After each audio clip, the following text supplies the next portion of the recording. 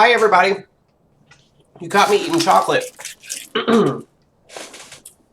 Welcome to today's stream, which may or may not go very long. The reason being is I didn't stream yesterday, and it seems like I miss a day at least once a week. But hi, Eric. It's good to see you. The reason we didn't stream yesterday is I came home with a massive migraine from work. I was all but throwing up. So I came home, shaved my head, and went to bed. I'm not joking. Well, shaved my head, took a cold shower because I was overheated, and then went to bed. And I stayed in bed pretty much all day until about maybe, oh God, probably about 3 o'clock, 4 o'clock, something like that. And then I went and got Chinese food, ate it in bed, gave my dishes to Joseph, and laid back down and went back to sleep. And I slept until about 8:30. And then, oh, let me go ahead and bring up Skyrim while I'm talking. And then I got up about 8:30 and got my work stuff ready because I hadn't done that yet. Normally I do that before I go to bed, but I went home and went straight to bed. So, yeah. I got up long enough to get my work stuff. I can't get my thoughts together because I have such a bad headache. I'm not joking. I took some Excedrin migraine, and I'm binging on chocolate and caffeine, hoping that'll really, kick it down some. I'm not joking. Like, I'm power eating chocolate right now. For some reason, about half the time when I have real bad headaches, if I binge a good candy bar or two, the caffeine and sugar kind of jolts me a little bit and it gets me past it. Also, it didn't help that until like 5 minutes ago, I didn't realize that Joseph, before he left for work, he turned our air up to 75, which is something I never do. I like my house as cold as I can get it. Unfortunately, the lowest we can set our thermostat is 70. So I couldn't figure out why I was in such a bad mood. I've been in a bad mood all day at work because of the headache, but I got home and I was like, why am I still in a bad mood? And then I was like, I stood up because I went to go get my drink, and I was like, oh my gosh, it's so hot up here. What is the air on? Jolt soda. Oh my God, dude. I haven't even heard the word Jolt soda in a long time. How's my audio doing, by the way?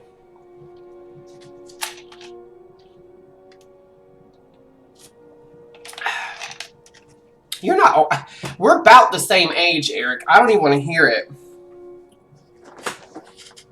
And okay, you can hear me fine, but can you hear the game audio? I'm gonna turn up just a hair, just a hair. Is that too loud?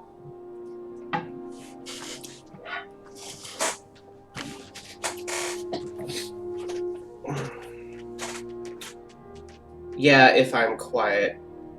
Well, the reason why it's like that is, like I said, I have a filter put in there, so when I'm talking, it lowers the background sound, and then when I stop talking, it raises it back up. I don't like eating chocolate like this. I haven't eaten a lot of sweets in a while. If I do eat sweets, I actually tend to go for like gummy candies that are like sweetened with fruit instead of like sugar. Meaning me running my mouth. I know. I have to talk to you guys before I get started. And I gotta take the hat off. You're gonna see my shaved head. It's actually really hot. I've been wearing a beanie all day at work. Because I had a lot of does it really? It was time for me to cut all that length off. It's getting warmer and warmer. It's gonna be like either this afternoon or tomorrow, like almost 90. We're not even in June yet. We're not even in May yet. So, if I could get away with it, you have a head for shaved hair. Not everyone can pull it off. Do I really? You know what's funny is I actually used like a guard with, and I think I was on the second setting. If I'd have really shaved it like without the guard, like really buzzed it, it would look bald, because that's how I did like my undercut. And I do miss my undercut, but the problem is it's just getting too hot right now. And I really wish I had the fortitude to keep it long like that all year round, because it would get really long. My hair grows pretty fast. In 2 weeks, it'll just look like hair here. But excuse me, I'm sorry. But yeah, I had to do something. I kept a beanie on because I had a lot of work in cool places, and actually near the frozen places in my place of business today. But I didn't spend as much time there as I thought I would, and I just kept the beanie on because I'm so used to wearing something on my head to keep my hair out of my face that I forgot I don't have any hair. What's funny is I kept the hat on so much today, like no one at work even knows I did it, because I did it yesterday when I got home. So no one at work has seen my scalp. I know I'm going to catch flack because I have so many coworkers who love the white streak in my hair, and it's still there. I don't know if you can catch it, but it's still there. It actually looks almost transparent. It's so white, and so it actually makes me look like I have like a bald spot, but the hair is actually like right about here. But it looks like I have no hair up here. There is. It's just white. And it blends, well, yeah, silver. No, it's white. White. And because I'm so pale, it blends right in with my skin. And you know what? I need to tell my mom that, because she keeps saying as she's gotten older that her hair is turning transparent. And I'm like, okay, Casper. Oh, I'm fully rocking the old man. I mean, you saw all this in my chin. You know what? I actually bought hair color, because I was going to color everything except the white streak, and I was even going to color this. But this grows so fast, there's no point. There's no point. In like 3 days, it'll be silver again. There's no point. All right, so we're going to start working on some stuff. Now, okay, what happened last week was we went to Bleak Falls Barrow. Eric, you're really giving me a hard time today, man. You must have had some sugar too. And I haven't forgotten you. I'm off work tomorrow. I'm gonna call you, and you're gonna tell me about that thing you were gonna tell me about, okay? But the last time we played, I forgot about. I've only been awake for about 2 hours. Sure thing. Okay, let me ask you a question before I get started, Eric. Do you stay up at night and then sleep in like the early morning, or you just slept in today? I miss that. I miss being a night owl.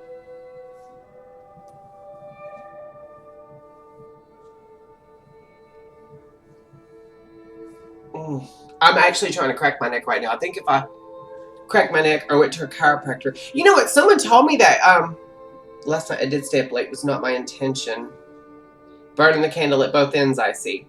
Someone told me that when you go to the chiropractor, it's good for migraines. They also said if you get this part of your ear pierced, that's also good for migraines. At this point, I'm ready to drill holes into my skull. Normally, you're asleep by midnight. See, if I'm not asleep by like 6:30, unless I'm having an insomnia bout, if I'm not asleep by 6:30, I get into that manic stage of sleeplessness, and then I just, I have energy to burn, and I get real sleepy about 2-3 o'clock.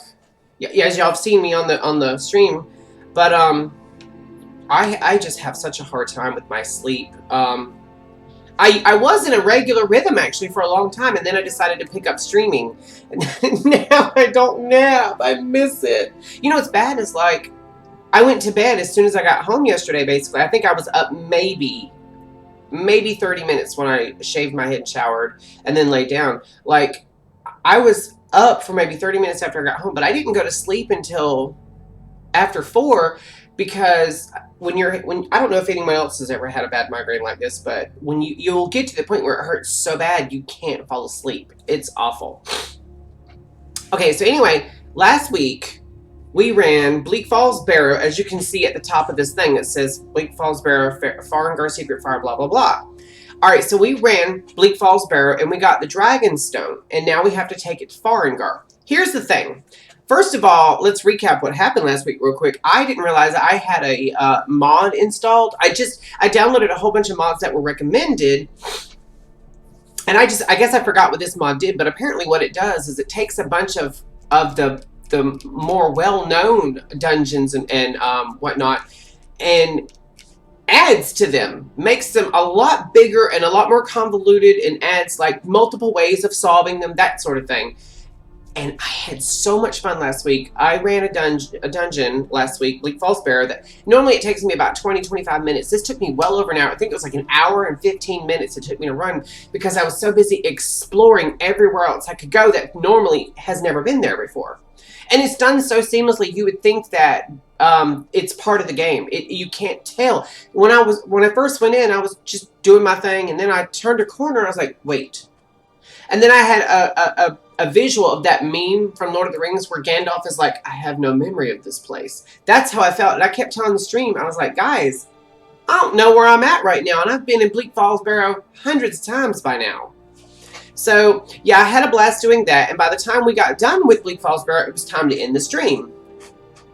So, here's the thing. I have both the Dragonstone and the Golden Claw that come from that place. And I can go ahead and go turn them in. But what I want to do is actually take them to the museum in Solitude, the Dragonborn Museum. I remember I actually fast traveled here and it had already respawned. And so as soon as the screen loaded up, I got attacked by bad guys. Oh, we are not, ladies and gentlemen, we are not, excuse me, in God mode. We also need to go ahead and fix our NB, because like I said, I haven't done anything but ran my mouth for the last 12 minutes. Y'all should have stopped me by now. So we got to change our interior brightness to 145. Whoa, 145.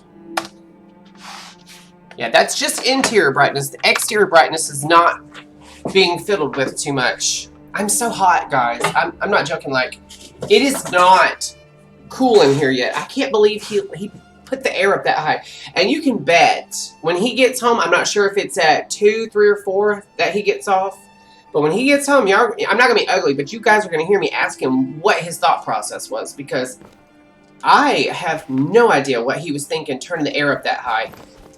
I mean, my computer is liquid cooled. It never gets above like probably 60, 70 degrees, but that's like, that's for the processor. The rest of the computer, it causes the computer to run more because it's cooling it off, which in turn takes more power, more electricity, and makes my fans run hotter. So I just want to ask him what he was thinking, because he put my computer at risk. And if I don't have a computer, his life will be horrible, because then he'll have to deal with my neuroses and idiosyncrasies. What did I fast travel here for?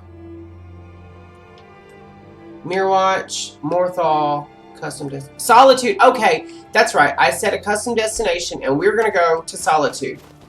Let me go ahead and pull my bow back out, because what we're going to do is we're just going to run, basically. We're going to run. This is kind of breaking the rules. In the real world, I wouldn't be able to scale down mountains this fast like this. And I don't know what this... I think this is either Mirror Watch or Morthal that I'm coming up on. And my poor little character's like, please stop! Please stop! You're killing me! I think this is Morthal. No, it's Stone Hills. My bad. My bad, my bad. Pretty flowers. I've been looking for you. These couriers, they're so aggravating.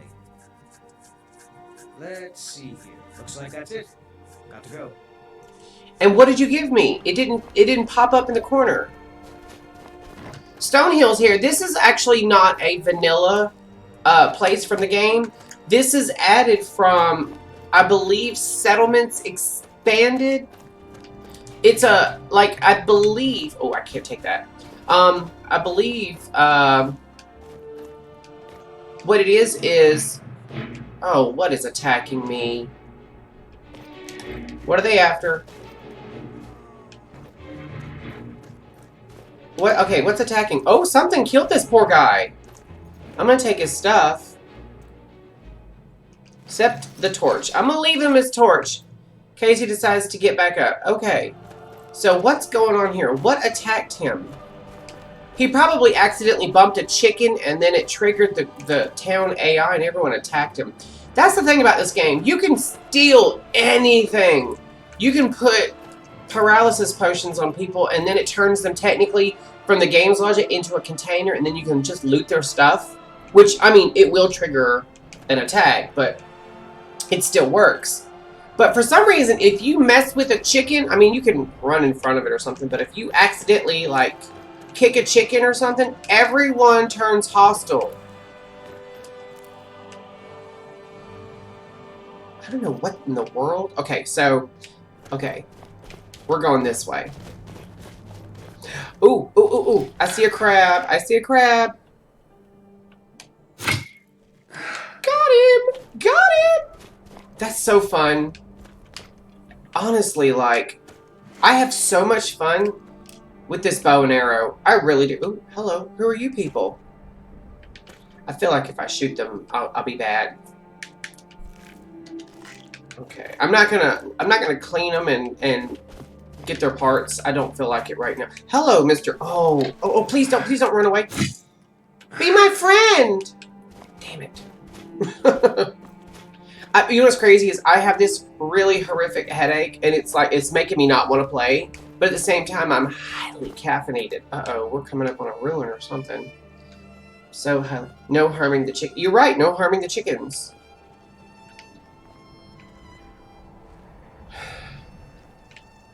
Eric, are you playing Minecraft right now?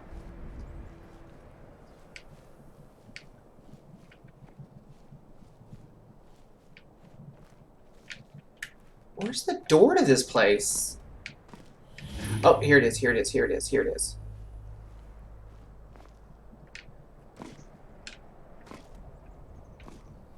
Laying down, eyes are itchy. Oh, allergies? Yeah, I'm literally itching mine right now. See, that's the thing. Like, right now is the time of year where it's really hard for me to peg what's triggering my migraine. It could be stress. It could be heat. It could just be a migraine for no reason. It could be allergies. It could be any number of things right now. I hate this time of year. I love it because it's pretty. But at the same time, it's like, oh. Oh, it probably is your allergies from dust and whatnot if you've been cleaning and organizing your attic. I've got a closet in here I've got to clean out. I really need to get on the ball. I've built my new computer, but I think my motherboard is DOA because it won't turn on. It won't post or anything, not even once. I know it's not the power supply because I ordered a brand new power supply and it's doing the same exact thing. My RGB is lighting up on the board, but nothing else. Oh, God. Really? Got you. Got you. I'm gonna get some rock joint doodah. I bet you I got rock joint. If I didn't, I'd be surprised. Let me go to my active effects. Man, I got no active effects going on. What in the world? Normally I have a lot. You know what? I wonder if it's because I'm not wearing a lot of enchanted gear. Let me see what I'm wearing. Circlet of Archery. That's fine. What else am I wearing? Leather armor. It's not enchanted. My boots aren't enchanted. Now the braces are... Oh no, wait, those aren't... That's alchemy. Ring of minor sneaking. That's my left ring. What about my right ring? Where's my gauntlets? I'm not wearing a right ring. And I don't have any other enchanted rings. Wait, I'm not wearing a necklace either? Guys, I am just in bad shape here. I don't know what... Now, Croesus, what is that? Lockpick... I'm having a stroke. Lockpicking, archery, and alchemy are 20% better. Now, does that... Oh, gosh. Okay, so it took the circlet of archery off. I don't normally look like that, I promise. And it was, what now, 20% better. Let me see what that archery circlet was, because if the circlet's better, I'll just put it back on. Oh, they're both 20% better. But that adds 20% on two other things. I think sneaking and lockpicking. Alright, so I don't have a necklace on.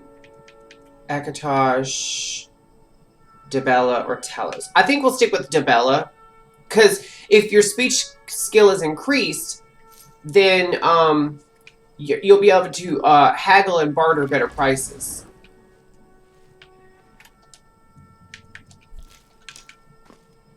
So there's that. Oh, I shot that poor wolf in the mouth. Ooh. I mean, look at that.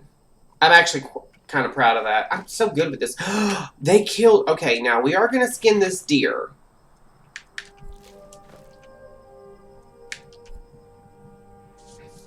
Ouch. And for everybody in chat, my viewers and my moderators, it's great to see you in here. I'm glad you decided to come hang out. If you want to sound off in the chat, even though you work for Twitch, it would not bother me. Ooh, my head hurts. I'm not joking. I'm going to... See, the problem with playing video games when you have a bad headache like this is you run the risk of raising your blood pressure higher, which is exactly what's going to happen. So we're just going to play until I can't play anymore, and then I'll take my heavy-duty medicine that basically makes me a zombie for a little bit. I'm trying to hold off till Joseph gets home because we have leftover Chinese food. And we're just going to fill up on Chinese food, and then I'll take my heavy-duty medicine. Because I can't take it on an empty stomach. I mean, I can, but the results aren't pretty. It makes me hate my life. I'm just seeing what's around. Because I'm in an area where there's a lot of spiders and stuff that like to run around and... Oh, hello.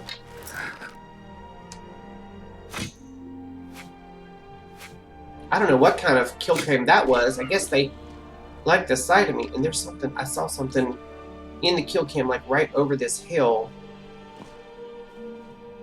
Gonna see what it was. We got bloody rocks, people. Bloody rocks right here. Okay, let's search our deer.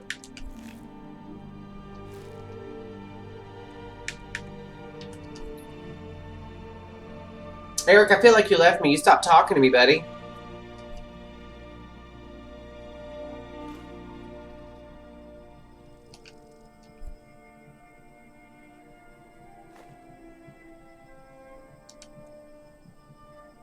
Just chilling. Did you answer my question? Yeah, you did. You did. I had asked you if you were playing Minecraft and you're not. That's right. I remember that now. Alright, this kind of rock here denotes I'm close to... Oh, I am close to something over here. Some kind of dungeon or something. Movarth's lair. Oh, this is where I found... Well, this is actually where you run across Movarth's boots. And those are really good sneaking boots. And if I'm not mistaken, this is a vampire lair. Should we? Because the boots you can also put in the museum.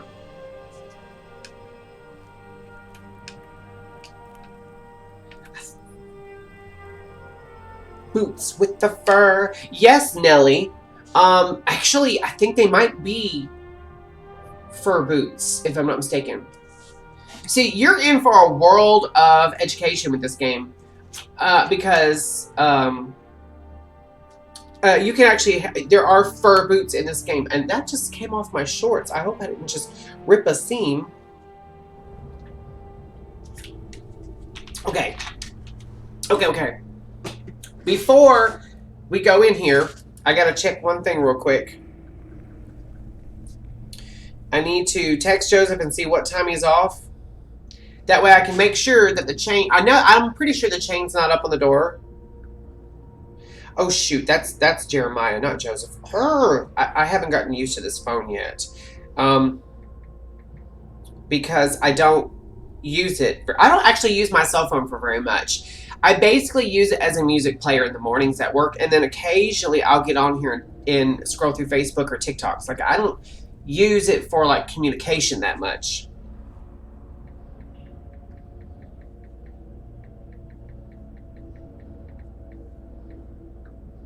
I'm doing good. It's 2 o'clock. Roughly, it's like 5 till. But I'm doing good, and I haven't yawned once. I haven't even felt sleepy. I think it's because of the oh, I wasn't supposed to show the label of that. I don't know how Twitch is about showing brands. Oh yeah, there's spiders in here. I forgot. There's spiders in here.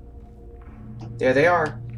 See that big ugly spider? We gonna kill it. We gonna kill it. Make him go bye-bye. Oh wait, actually I need to kill that one first. Oh shucks. Shucksy darns.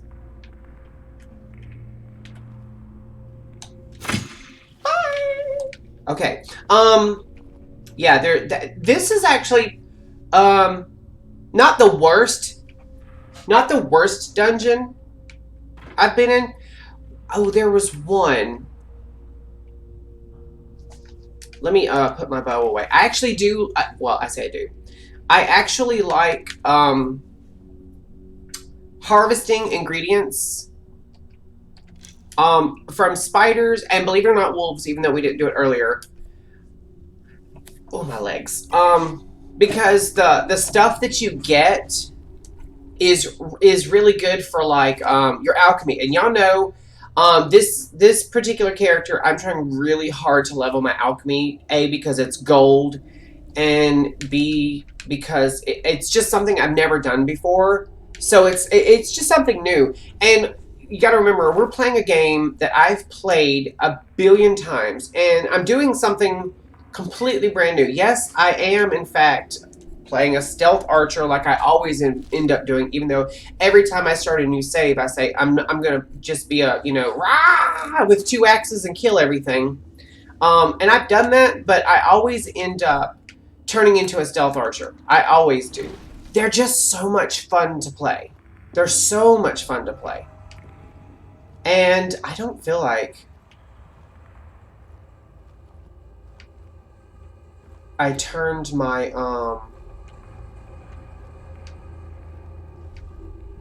I don't feel like I turned my brightness up enough. I didn't actually turn it up as high as I normally do.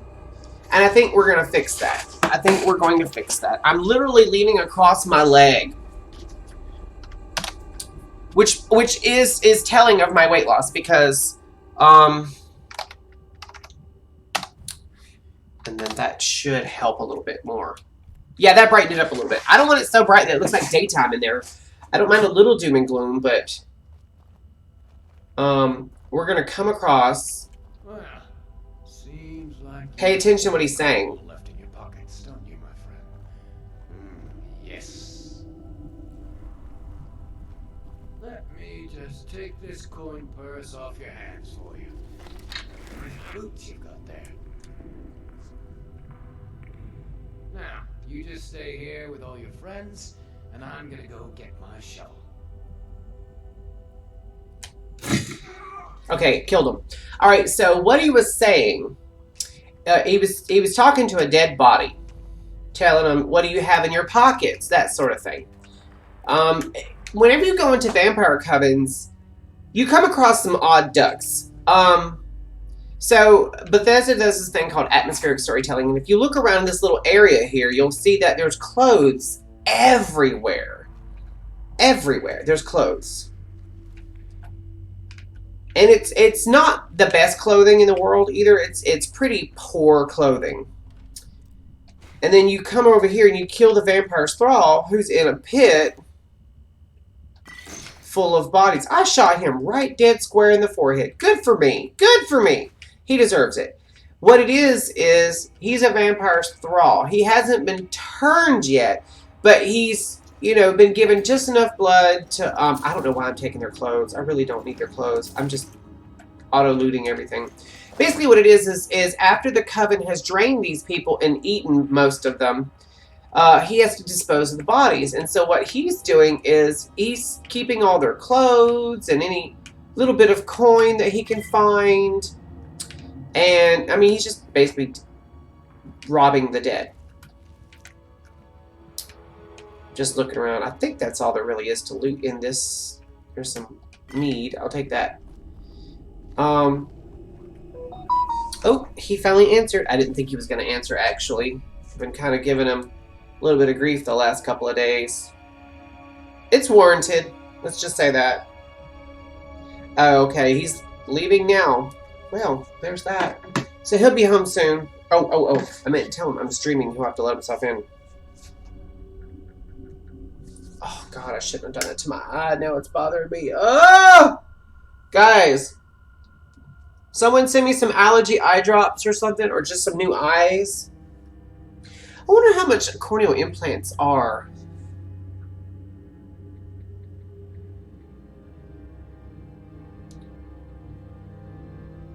So...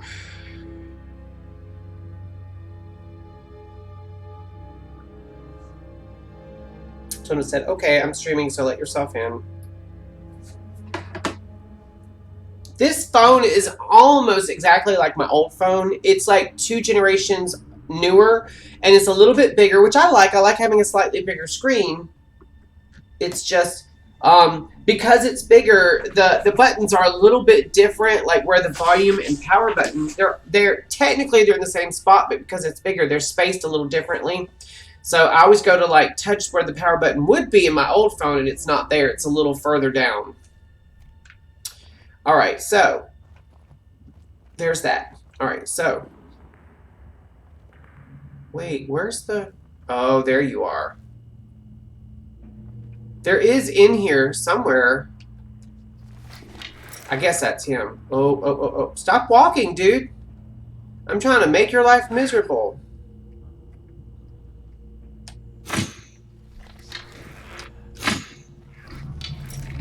Got him. Master Vampire. He is dead. He is gone bye-bye. Got you too. Okay.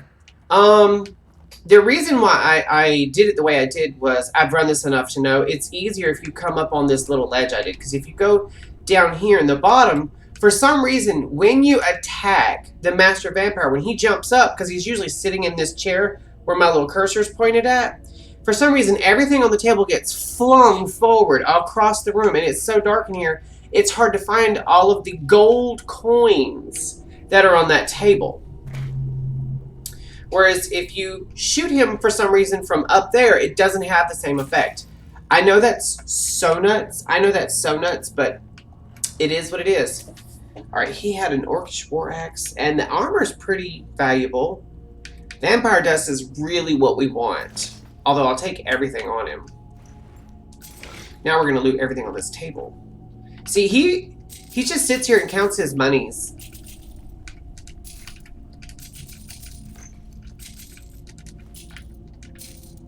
And when you come across covens like this, vampire covens, they usually are more. This one here, I guess, is just starting out. Joseph, I'm streaming. What part of I'm streaming? Don't you understand?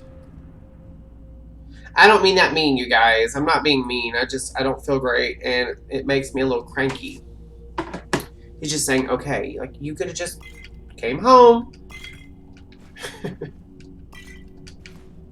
But yeah, you'll run across things like where they've been eating humans, and you'll find bloody bones and stuff. I hope I don't get hit for decency. And then there's something else down here, if I'm not mistaken. Yeah, there's a little something down here. Oh, there's an... We're not done yet. That's not all the vampires. I forgot. There's like one more around here somewhere.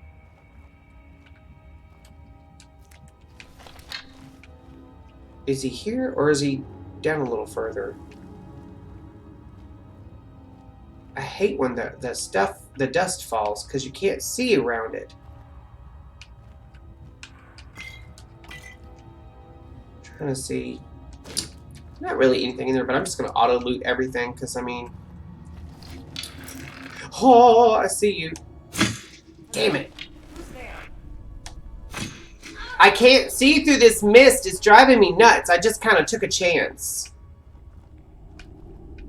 Alright, and then right...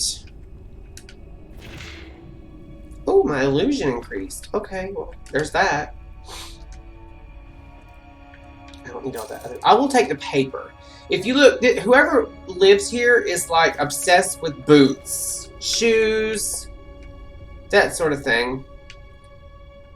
Just seeing what they're worth, really, if they're worth anything. And then right here, glowing green, are Movarth's boots. Boots! Boots. That's hard to say. Movarth's boots. Alright, so now we're gonna... Wrong button. We're gonna see about them. If I'm not mistaken, they're good. They have a little bit of a sneak enchantment on them. There we go. Movarth's boots. Yes, sneaking is 15% better. The armor is only 6, which is only 3 points lower than what I'm wearing. But yeah, it definitely enhances my sneak skill.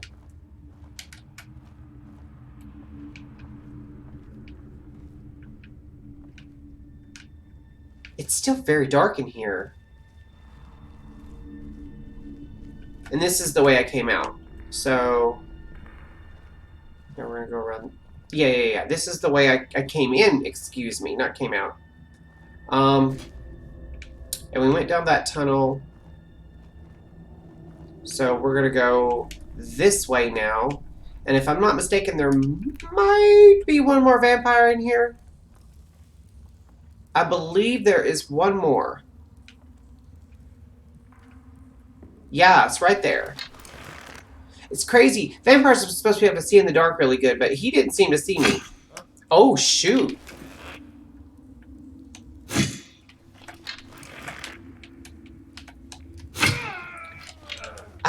Look, if somebody shot an arrow at me and it didn't kill me, I wouldn't run down there. I just grab my bow and start plinking away. I'm just saying.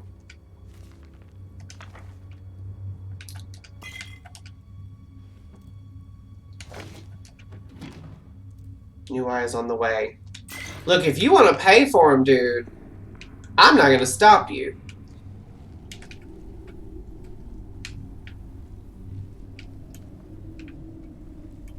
Another coin purse. Ooh, an orcish bow and some arrows. Hello. And then I think this is the way out. Could be wrong. Yeah. It just leads you back to the entrance. We drop down, and you see more carts full of old bloody bones and whatnot. And then right around here, right down this corner here. Oh, there's some moss. Let's jump up there and grab it. Moss is also good for making potions. Okay. That's the way we went in originally. So we're back at the entrance. And I'm going to stay sneaking because occasionally, sometimes it happens and sometimes it doesn't. It'll respawn new spiders that drop down from the ceiling, and I'm not seeing any. But we're just going to stay in sneak mode just in case. Just in case. And also, if I'm not mistaken, I didn't check, but I think this is a gold mine as well in terms of, like, you can actually farm gold in here. Either gold or corundum. I'm not 100% sure. I like how they did the shorings up in the ceiling. They made this look like this is actually like a unique dungeon. A lot of dungeons kind of like, because they use a lot of the same tile sets, even if they lay them out differently, they all kind of look the same. This one here it used the same kind of underground tile sets, but it's a tile set that doesn't get used as much. So it looks a little bit more unique. On top of that, it's laid out very differently than a lot of places that use that tile set. So it's really a unique dungeon, and it has a unique piece of loot. Let's kill that spider real quick. Okay, not spider, crab is what I meant to say. Oh, we're gonna get these fungal pods.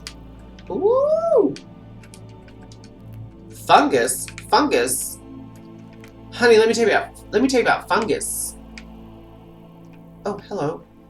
Oh, this is a fishing spot. We're not gonna fish. Fishing in this game is actually kind of boring.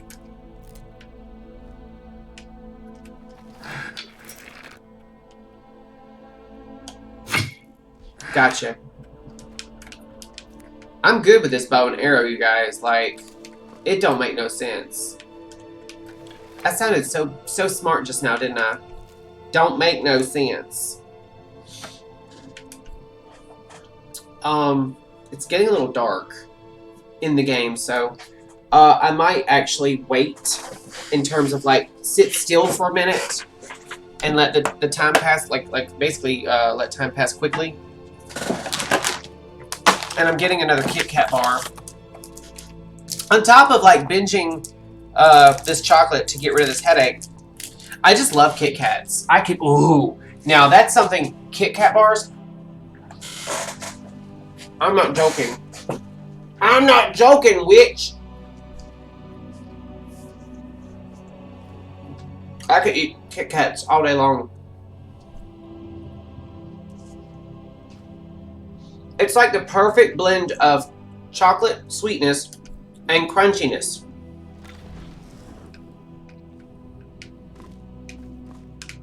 Making sure I'm not coming up on anything. You have to be careful when skirting through water like this because not only can you get seen by the oh god, what is it? Crabs like that, but you can also incur the wrath of slaughterfish.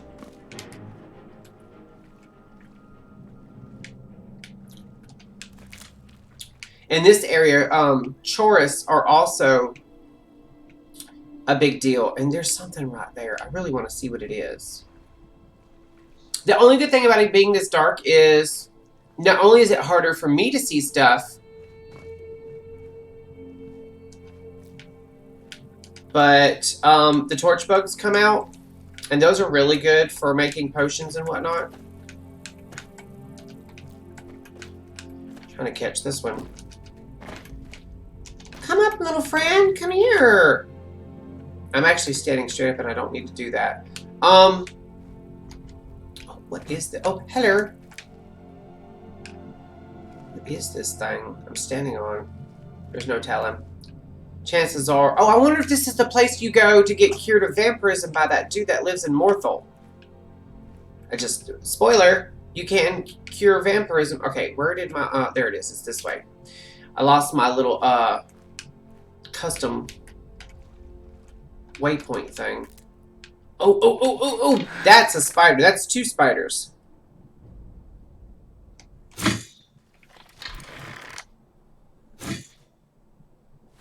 Did I get him? Did I get him? I gotcha!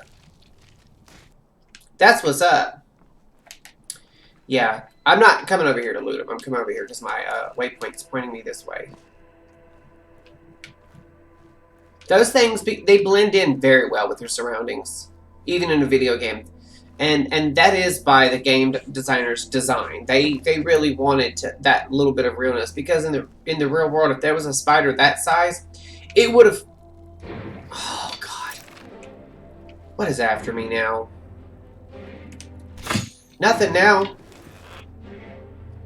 Alright, I can't see. I keep triggering attacks. So we're going to wait a good 8 hours. And while we're waiting 8 hours, pretend hours, I'll have another Kit Kat. Now,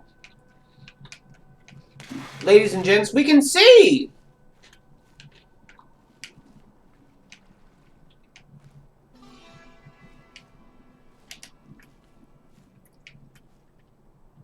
Anytime you're near like a coastline or something, or even like a river like we're at, or swamps rather, you have to watch out for spiders, mud crabs, chorus, spriggans. I mean, there's really so much. Not to mention, I have a mod that adds a bunch of like new critters and stuff. So I'm sure there's stuff that I haven't run across.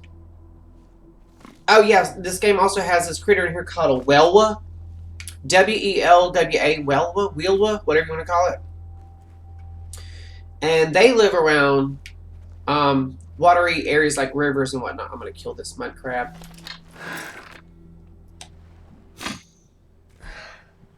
Got him. Bye. That's a ghost, you guys.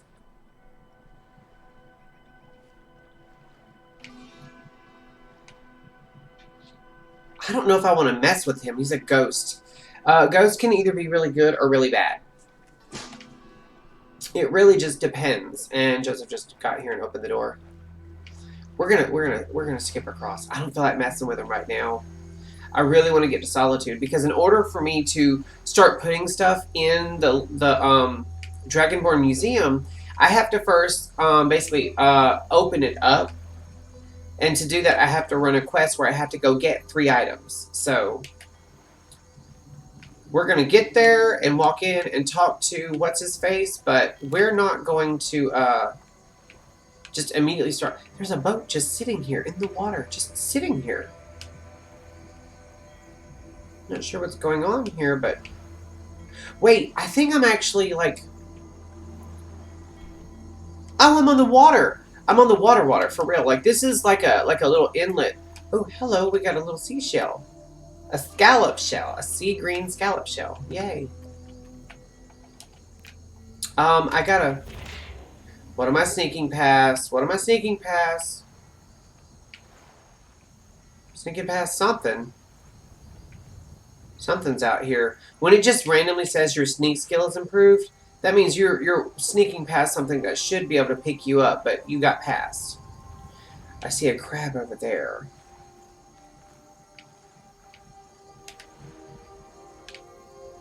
I just...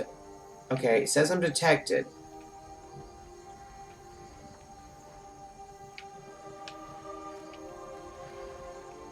Keep saying detected. It'd be crazy if it was these butterflies that could see me.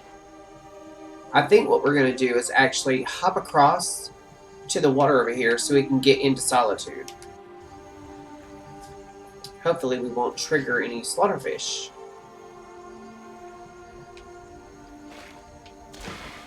Did we?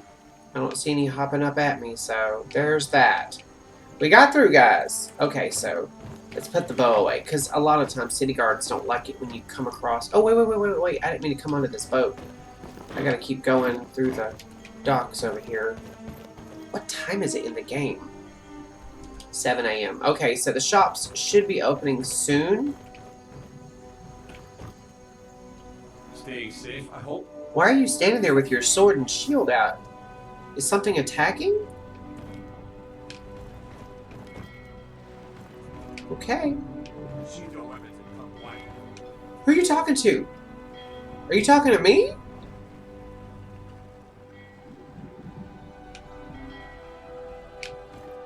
I don't think he was talking to me. Who's he talking to? Because I don't have any weapons out, so he's not talking to me. He's still standing there like talking to the water. Maybe there's some dude running from him and he jumped in the water. Who knows? Alright, we're about to get to Solitude. Who's excited? I'm looking for flowers to pick. Anytime you get near a settlement or a city, there's always flowers and mushrooms to pick. Hi there, Mr. Guard. This is Cotla's farm right here. And there's actually a little boy that you can adopt. Forget his name. But y'all know I hate children, so that's not going to happen anytime soon. Alright, we're coming up on Solitude now. There's the main road, and then here, the gates are coming up.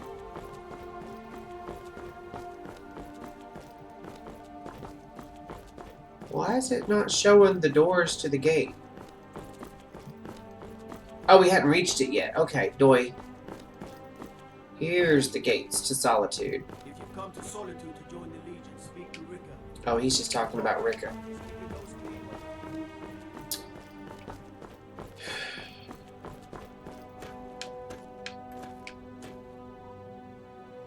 Hi there. He looks happy to be alive. Alright guys, we're about to be treated to a little bit of a scene if this is your first time going into Solitude, as it is on this playthrough. So if you haven't seen this before, or if you're a little squeamish, you might want to turn away, because we're about to witness some old justice. We'll call it that, but it's not really justice in my opinion.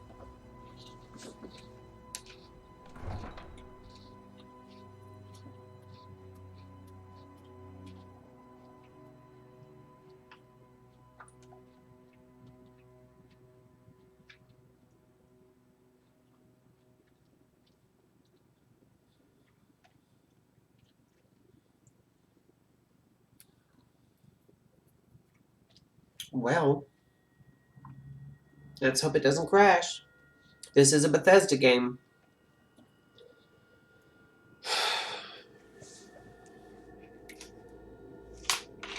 My head's really killing me, guys.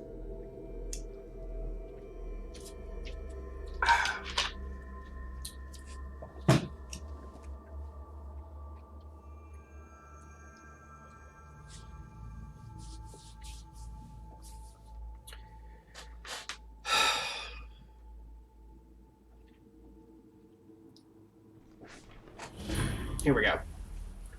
They can't hurt Uncle Rogvir. Tell them he didn't do it.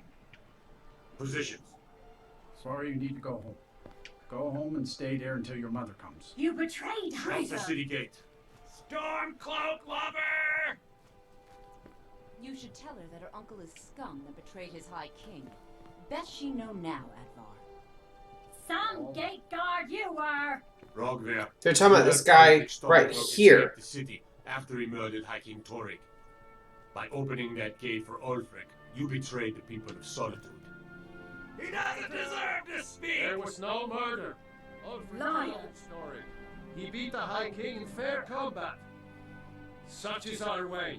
Such is the ancient custom of Skyrim and all Nords. And now these people are being hateful. Very well, Rogver. Bow your head.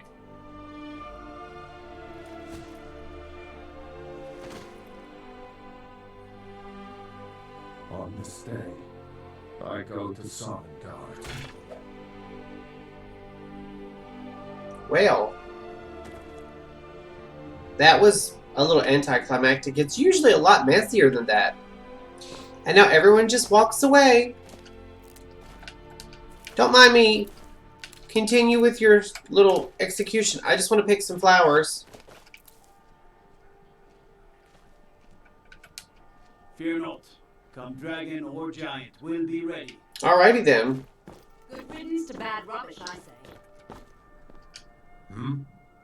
Aldous. I'm gonna take his amulet of Talos. He don't need it no more. He don't even have a head to wear it round. And this is Athdar, the executioner. You wouldn't be a sellsword, would you? I have a little problem you could solve. Maybe. We'll take those leather strips. They're not going to be needed. City, friend. This here axe in full swing is a right terrible sight. Yeah, we just saw that. This poor guy here lost his head. You're a good man. It shouldn't have been like this. That's Greta. Oh, there's some more flowers here. Some more death bells.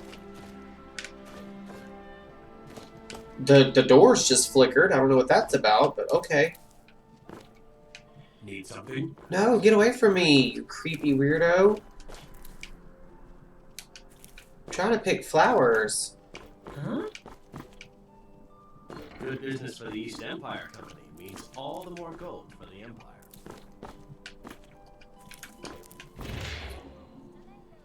I've got some salmon to sell. I'm not Well, you go sell your salmon, dude. That's what you're calling it these days. Oh, we're not going into the radiant raiment. That lady there is just hateful.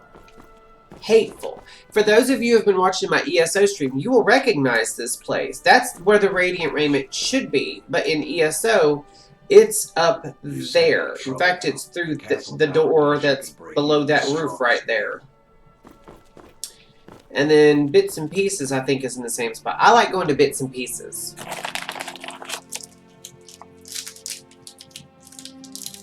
I'm spoiling my dinner. No regrets. Welcome to Bits and Pieces. I'm sure you'll find what you need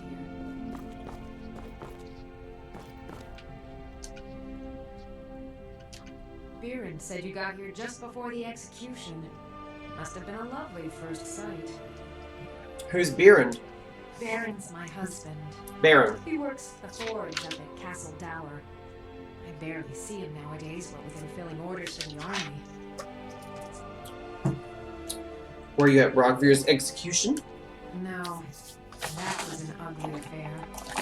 High King Tori's death has turned the whole town on its head. Between you and me, he wasn't even that good king. All of those rambling speeches about the Empire this and the Empire that. Which is bad because we're joining the Empire.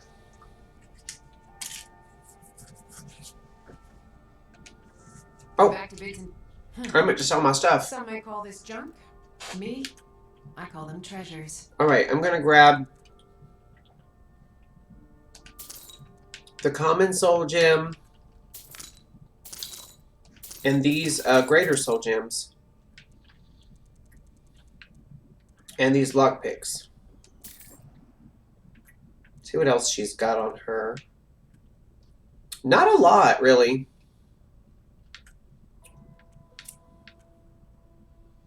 See what kind of goodies she's got on her here. Necklace of waning fire. We're not worried about that. That's it, really. Alright, so now we're going to sell our stuff that we have.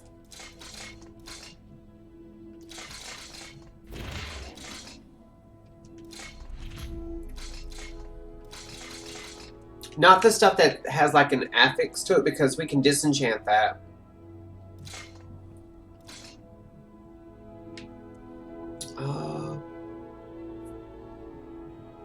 I guess I need to be using that.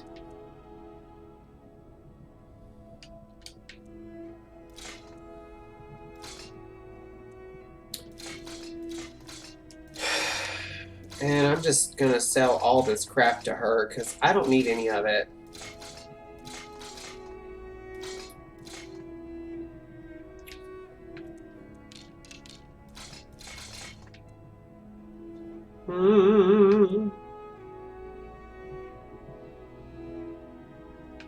Why am I using this if I have this? It just doesn't make sense, does it?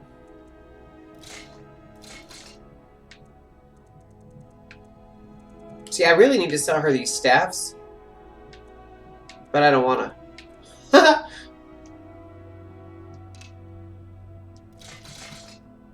And you can't make me, so there.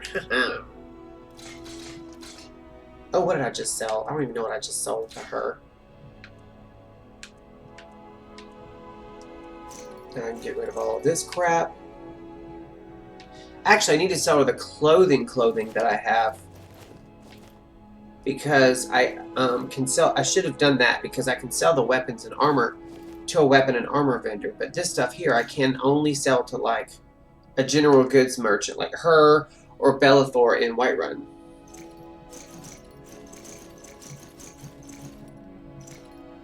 Just get rid of all of this.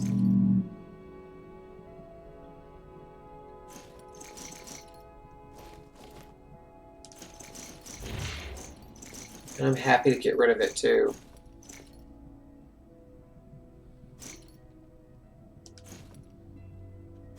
Oh God, you guys, my head is killing me.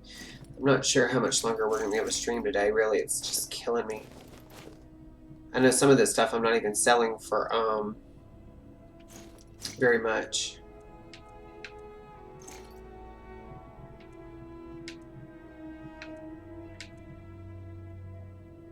I can sell that.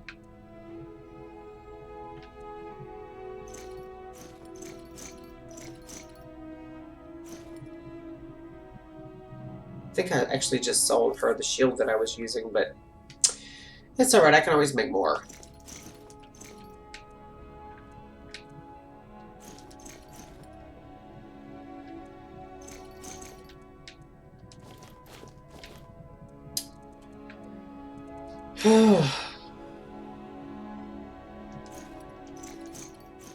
This is the kind of boring part. I'm sorry, guys. Just trying to see what all I can get rid of. I'm getting all her gold, though. I'm happy about that.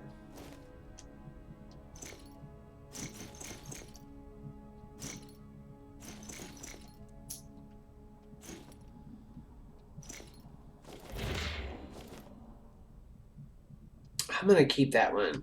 Because at some point, I'm going to switch to steel armor once I get my sneak skill up a lot higher. I'm going to keep those two. These stone hands, I like that. I don't even remember where I got them.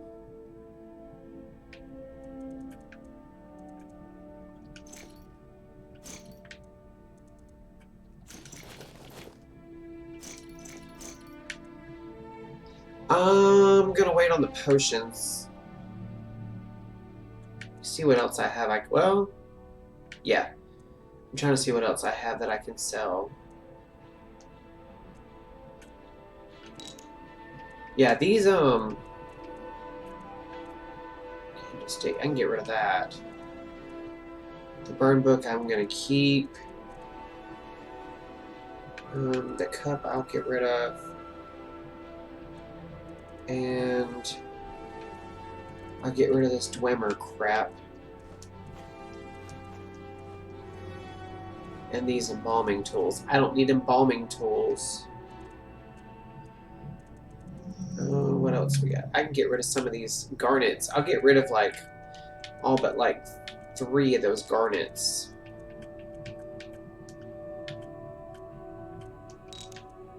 Yeah, there we go. I try to keep a couple of each kind of gem because that's something else that can be housed at the museum. I know it sounds like I'm keeping everything for the museum, but I mean, really, there's a lot of stuff there that can go in that museum. I got almost all of her goodies.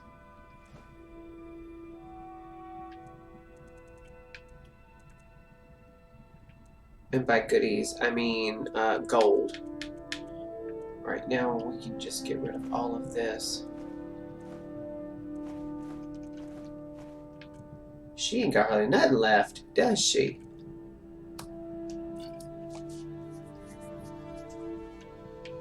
Oh, nope. Oh, that's not what I meant to do. I'm trying. Whoop, there. She only has 2 gold left. I got all her gold. That's how you do that. Take a look. That is not what I meant to do. I meant to leave. Make sure to recommend us to your associates. We'll think about it. Now if we go to the White Vial, I think is what it's called. I think that's the name of the place. Oh, did you need something? No, Angeline's Aromatics. And she's going to give me a quest. Actually, I got to talk to her. She's going to give me a quest. It's a little tiny side quest. And it's kind of sad. Feel free to look around. We have a fine selection of herbs here at Angela's Aromatics. You're a traveler, correct? Have you been to Whiterun? Actually, yes. Wonderful. I hadn't really hoped to run into someone who'd been there. My daughter Fura was assigned to Whiterun after she joined the Imperial Army. I was hoping you might have met her. I haven't heard from her lately. I've tried talking to Captain Aldous, but he hasn't been any help. I haven't met her, but I could try to get more information. Or, I'm sorry, I've never met her before. You know what? Let's be nice about it. Oh, that's very sweet of you. Anything you can find out from Captain Aldous. If I'm not mistaken, Captain Aldous is the guy who was there at the execution just a second ago. Let's see what she's got for sale. Take a look. I know what she's got for sale. She's got a bunch of just... She deals in like potions and poisons, so that's her kind of business. So we're gonna sell some stuff to her.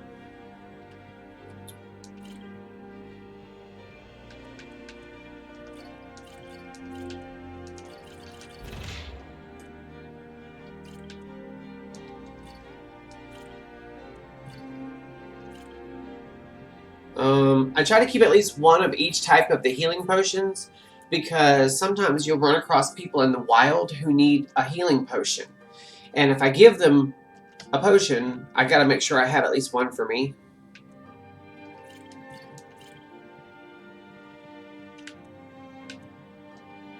I try to sell her all my alcohol too. Excuse me.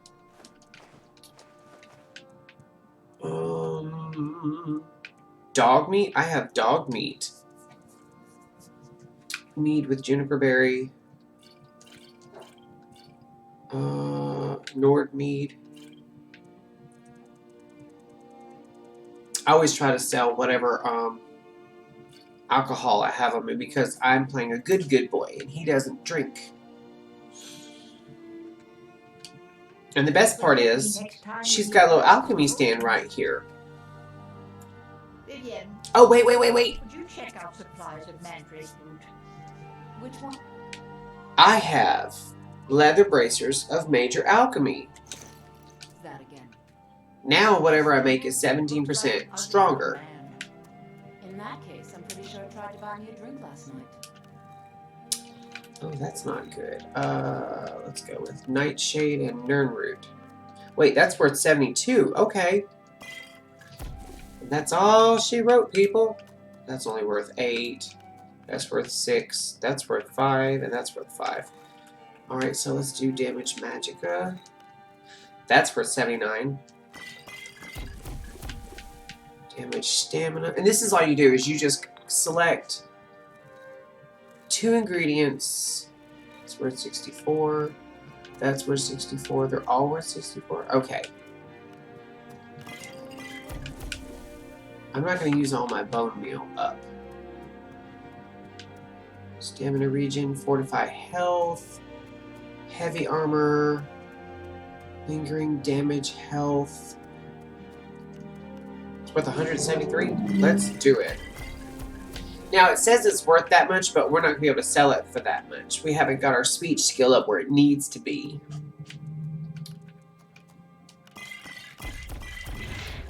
But every time I'm filling up this bar in the lower right corner where it says Alchemy 30 and then there's a bar in the 31, every time I hit the next number, it gives me experience as well. So I am also leveling my character a little bit. Resist magic, restore health, restore magicka, restore stamina. What else do we have?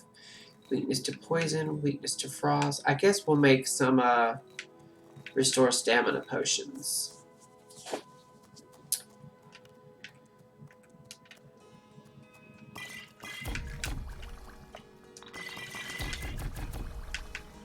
And then some restore magicka potions.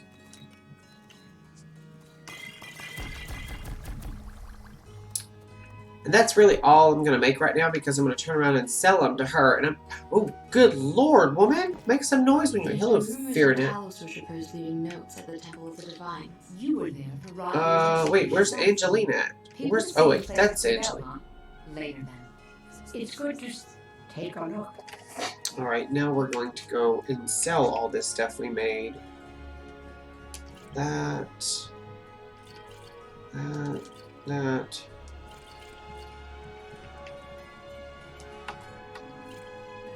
This is how you make your money in this game. And it only took me 12 years to figure this out. I'm keeping my Cure Poison and Cure Disease. Cure Poison is simple. It's like sometimes when you're attacked by venomous creatures like a Chorus, they spit venom or they bite you. And you can be poisoned. And then Cure Disease is like for vampirism, rock joint, that kind of stuff. And then Frostbite Venom, this is stuff that you can actually coat on your weapons. Like if I can use it, and I think it'll for a little bit while I'm using my bow and arrow or my sword, it'll damage them. And I think that's it for now. I've made a good bit of gold. All these people. I gotta get away from all these people.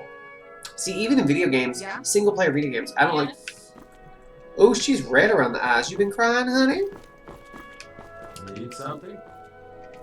Ooh, I got a bit of a lag spike, didn't I, guys? This is a good place for alchemy because this whole city is, like, overrun with, like, lots and lots of, goodies that you can turn into potions almost immediately. That's kind of you. A war veteran should respect it. There's some goodies in these little containers right here. Get a job! Ooh. Another quiet day, I hope. I hope so too, dude. Of course. And I'm sure it's mostly for ceremonial purposes. Mother says I shouldn't talk to people. There are lots and lots of little plants and whatnot that you can turn into goodies. That's stealing. Some of the stuff is flagged as owned, and so if you touch it, it's stealing. Some of it's not. You just got to look around and find it. Someone's fishing in the well. Okay then. I guess that's one way to not have to leave the city to find your supper. Spiced wine, the taste, home and heart. As is, you'll have to pay, Roland. Fresh fish, straight from the fjord. I'll take these empty wine bottles. Apples, tomatoes, leeks, and cabbages. Fresh and Blackbriar mead. Those of us who have been playing the game for a long time know all about that, don't we?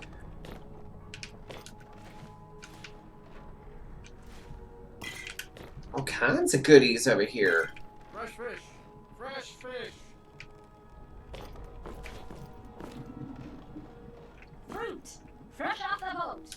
Fish barrel. Ooh, lots of fish in the fish barrel. I guess that's the fish that they're getting out of the, Straight from the fjord. ooh, hanging moss. Out of the well. More hanging moss. As High Priest of the Eight Divines. Shut up. I'm not worried about the 8 divines right now. I'm really not. She's singing for her supper, y'all. Finest fish here. Caught daily. Fresh off the boat. The freshest in the sky. Those guys are really trying to hawk their wares, aren't they?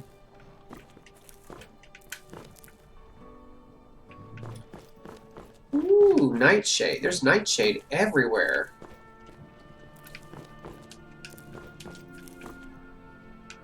Oh wait, there's some moss.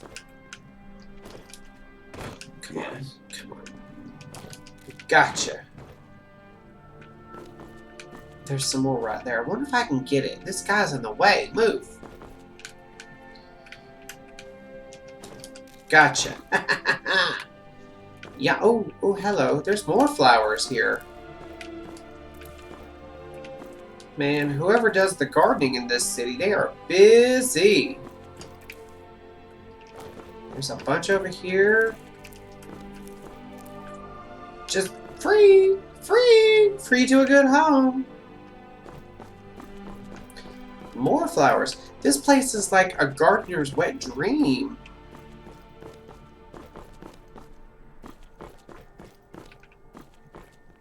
This is nuts. Oh, hello. More flowers. Okay, that's stealing.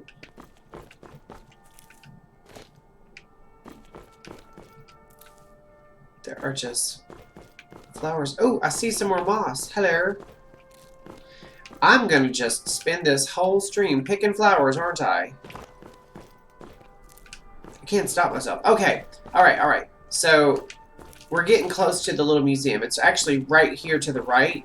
For those of you who have been to Solitude, I'm having a stroke, a million times, you're gonna know it instantly because it's a place that's not base game. Huh? This is the Dragonborn Gallery. And I'm gonna get that little gotcha.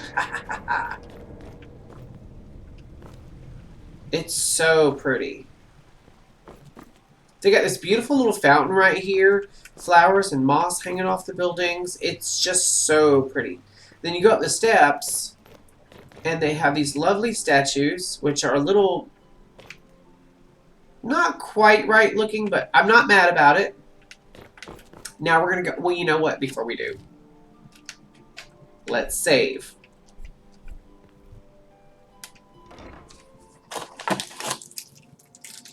And you're gonna meet Arian Morellis, I think is his name, Morelius, something like that. He's gonna basically become your new best friend if you're doing this mod content. And it's so well done. It's so well done.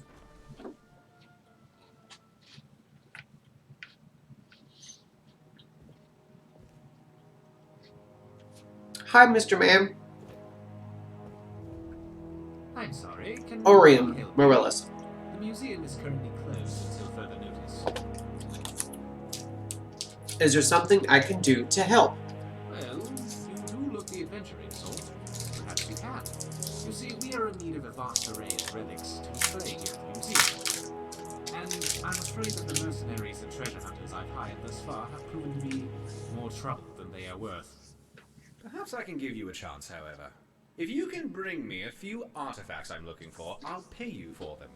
If you prove to be successful at retrieving these relics for me, perhaps we can discuss some other opportunities I may have for you. I'll get right on that. Excellent. Well, first and foremost, I'd like to get my hands on one of the 6th House Bellhammers of the House of Dagoth. They have become increasingly rare. One apparently was stolen recently by some bandits, apparently held up in Broken Helm Hollow. Another item was stolen from a local collector by the Silent Moon bandits. The item is known as Denstagnus Ring. It's likely still in the hideout west of Whiterun, if they haven't fenced it yet, that is. And lastly, a small shipment of Arcadiri I'm just eating these. across Skyrim, bound for Markarth. Amongst the items were some jade carvings. The caravan, however, was attacked by Forsworn, and it's likely they may be in possession of some of the relics. Find what you can, and I'll pay you well for it. Alright, we started an interesting prospect. You have to go find 3 different things. And they are really all over the map. So, we're going to be traveling. Let's read the notice real quick. The museum is currently closed pending the acquisition of displays prior to its opening. Thank you for your patience. See Curator Orion Morellis for more information. It sure looks like that says a lot more than what I just read. Alright, so let's go back out. And now, get back down into sneak mode, and we're going to travel. Okay, That's the second caravan. That's... Oh, wait. Let's turn these off. This is the only one we're going to have on. Now we'll be able to actively track where we've got to go. So... We've got something right here, which isn't far from Vollenrud, if that's how you pronounce that.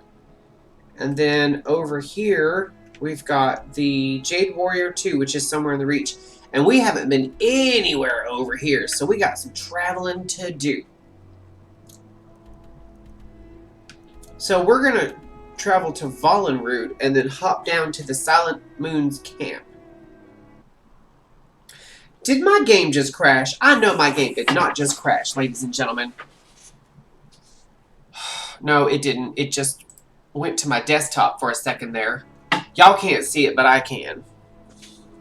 Because I've got my thing here to only capture whatever I'm playing. If it goes to desktop, if it had actually crashed to desktop, then the game would, the display would have ended and you'd just be seeing me. It doesn't show my actual desktop. Or like if I go online, it won't show what I'm looking at. Which, how many times have I pulled up my phone to Google something? Let's go to Vollenrud. And I haven't been to Vollenrud either, so we may get attacked as soon as we fast travel in. Not sure. But we're going to give it a whirl. Silent Moon's camp is actually a fun place to go. It's a how do I put this? It's fun. It's a location. And I'm not sure if the mod, make sure nothing's about to attack me. Alright, so I'm not sure if the mod that I'm using, I'm gonna go this way, is going to add to it or not, like add new rooms and whatnot to it. We'll see.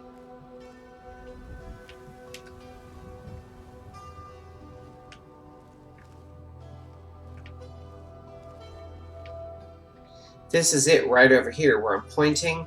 It's actually bigger than what is showing. I'm trying to sneak into it from above, because coming head on to it from the other direction, from down there, is...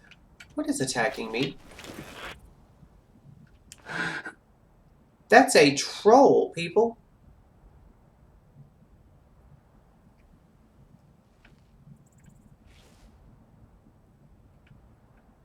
See if we can... Pygmy hill troll.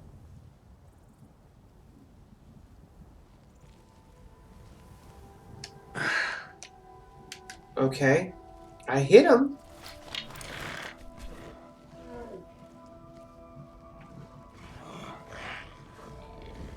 He tried to run away from me, but I'm gonna... Well, shucks. Now he's regenerating, so he's gonna come back down here in a second. There he is. Well, shucksy darns.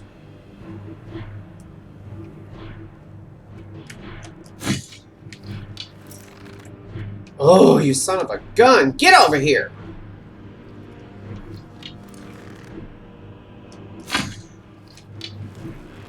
Quit running from me!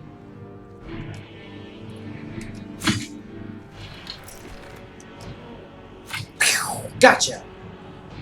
I hate when they run away. That's so aggravating. It's like, look, I didn't originally even want to attack you, but you're the one that wanted to, like, act like we had beef. And I am gonna actually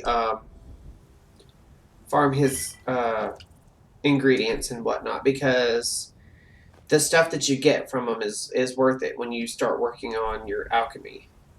And you know what? I just remembered. I'm wearing the wrong gauntlets. I put my alchemy gauntlets on and I forgot to put my archery ones back on. So we're gonna do that. Deedle-deedle-deedle-deedle-dee. There they are.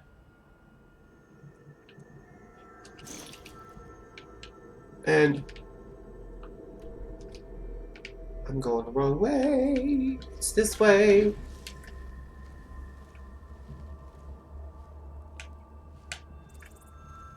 Come on, get up in here. Get on up.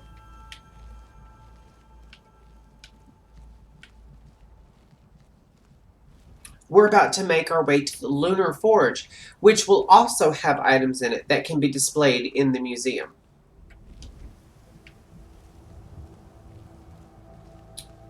Trying to remember.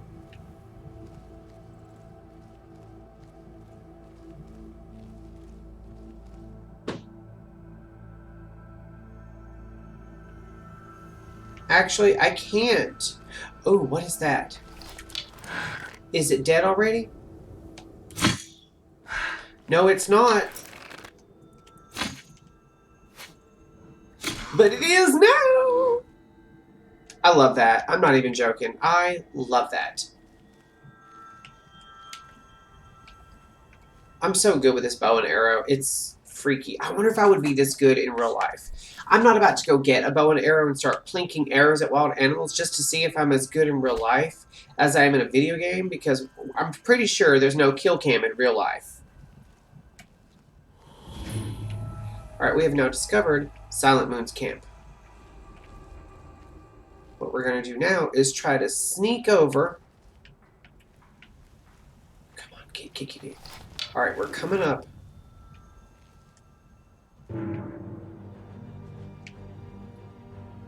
Alright, the music has started up.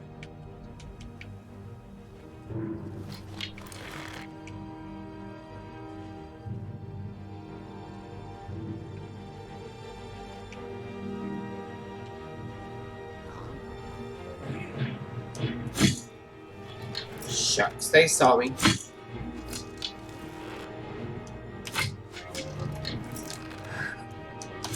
You son of a biscuit eater! I'm getting ill.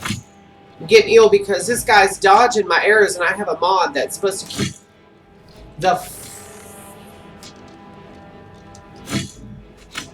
All right, that's it. That's it. We're getting the big guns out.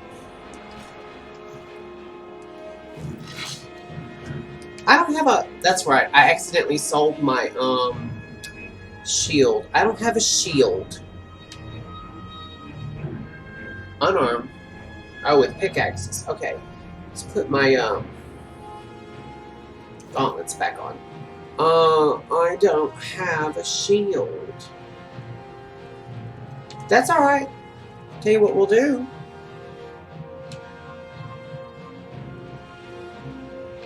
Dagger. Burntings. Or debaser. Y'all want to play? Let's freaking play.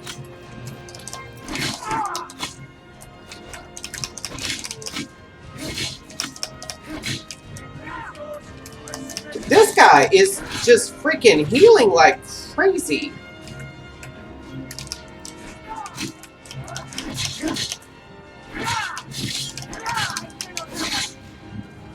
That's you. That's you. You did this. I didn't ask for this.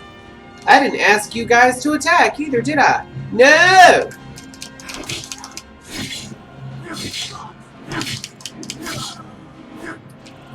No, I did not ask you guys to attack me. I asked you guys to just let me shoot you with my bow and arrows, but no. You had to make everything difficult. This is on you. That's not what I meant to do. Alright, now these guys are coming.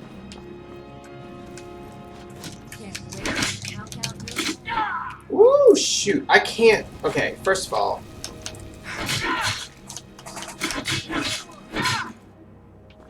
I'm really good with the ooh, reanimate corpse. Really? I'll take it. These idiots with their little bows and arrows. You don't have my kind of skill with the bow and arrow.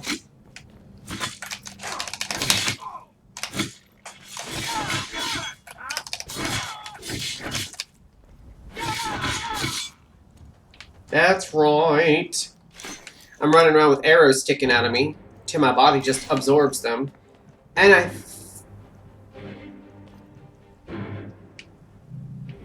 I think that's it. Alright, so we'll go back to my bow. We got some iron ingots and heavy armor forging. You know what? I think I have to level my character real quick. I think I got an extra level. I sure did! Alright, so. Alchemy. Experimenter. That's what I've been wanting for a while now.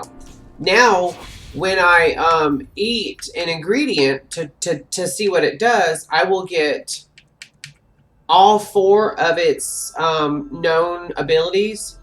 See, now I just did one. There's that. And it's a good way to like unlock all of the known, and this gives you the ability to make more different types of potions and whatnot. So next time I go to make potions, I'll have a lot more different kind of potions I can make, because these will do like what I have will do more than just one thing. You can use it in different types of things. And see, luckily I'm in God mode, because some of this stuff, if you try a lot of this stuff, just try it without taking a health potion or something first, then you could accrue some serious damage, but we're in God mode.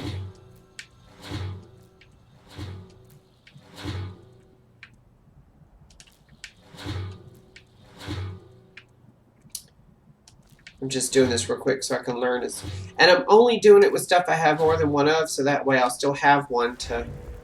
See, now we are running around in black and white. It's like the Wizard of Oz, Dorothy. Dorothy Gale.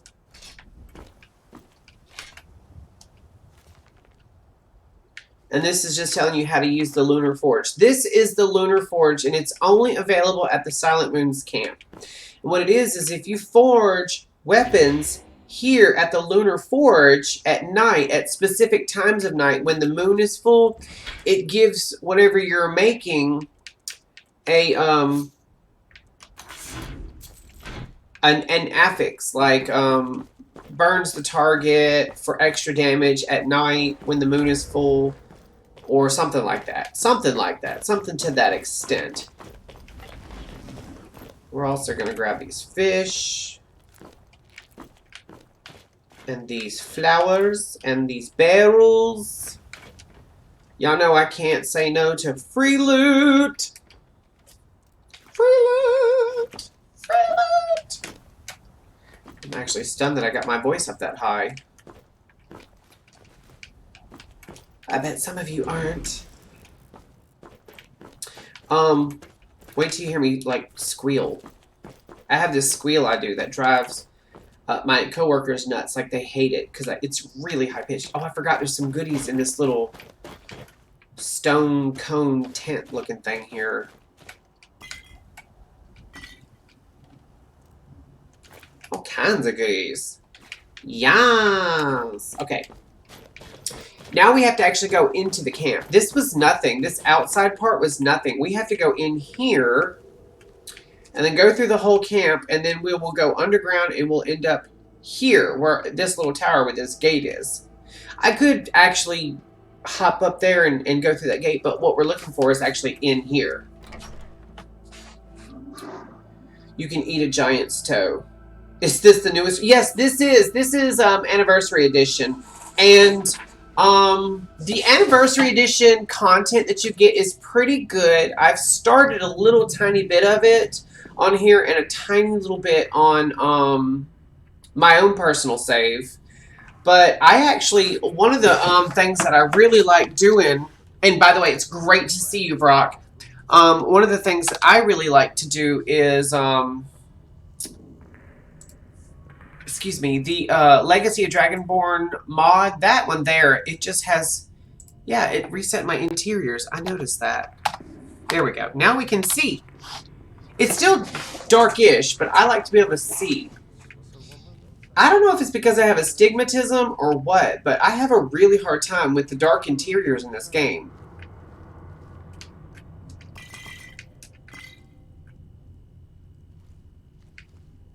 Oh, I see you. Oh. Son of a gun. Come back. Let's be friends. Friend.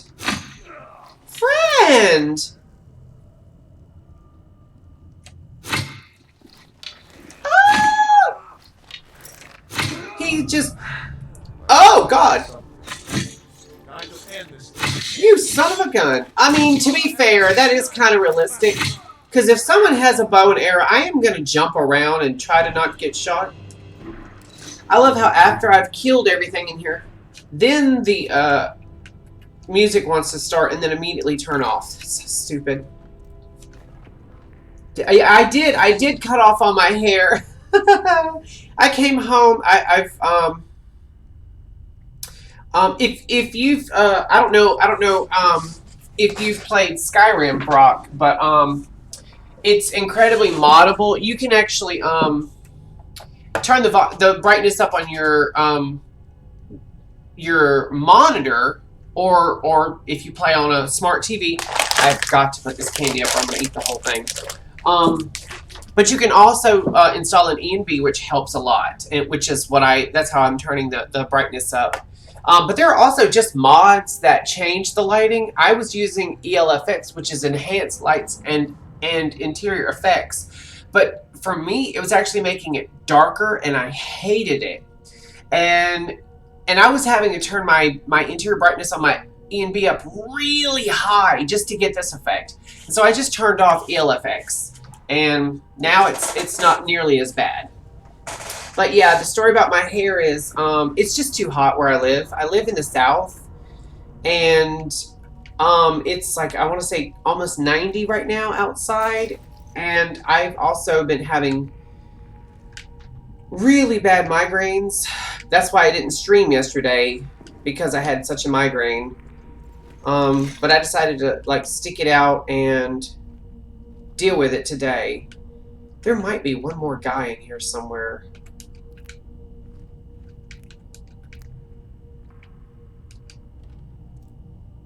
So I got home yesterday, as I was telling everybody this when I first started the stream today. I got home yesterday, shaved my head, and went to bed. Yep.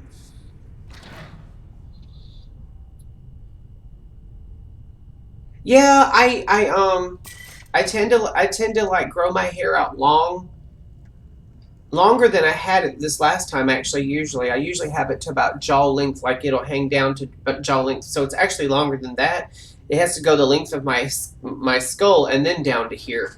I think there's someone down here. I could be wrong. Well, it might be.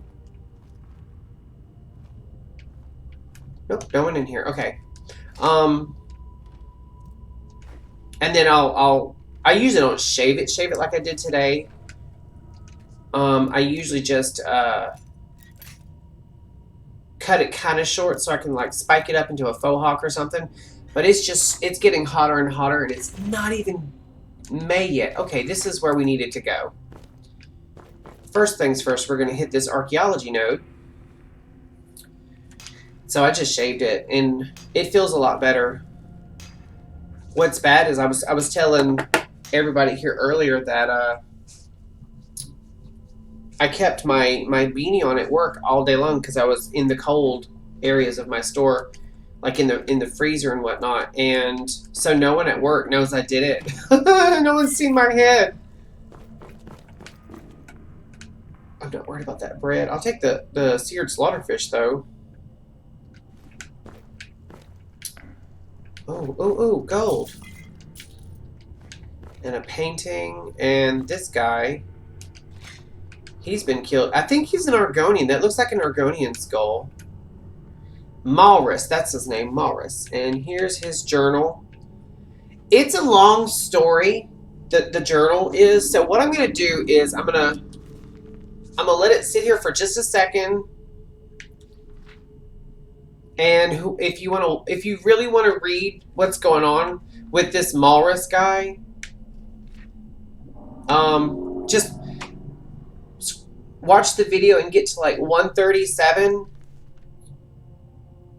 and it'll just pause the video and read the pages, because I've done this right here. Basically, that's what I have to do. I have to go find these monuments. And I've done it once before, and I can't remember what it does when you do, but... Alright, there's Den Stagmer's ring, and it's worth 935 gold. And all it does is increase your resistance by 30% for fire, frost, and lightning. So if you're in like a necromancer or vampire cave or something, those come in handy, because they tend to be magic users for the most part. And what it is if you go to these monuments and you do whatever you got to do at the monuments for this dead guy, you'll eventually come back and unlock this, and in here is something. I don't remember what's in there, but...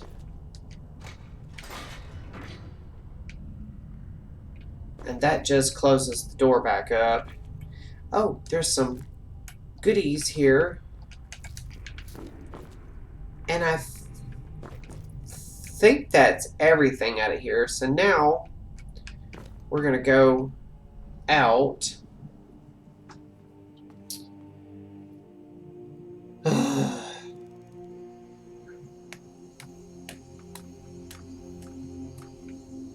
Oh, I thought I was in a load screen. It's just dark. I'm so stupid. All right, we're gonna wait a couple of hours.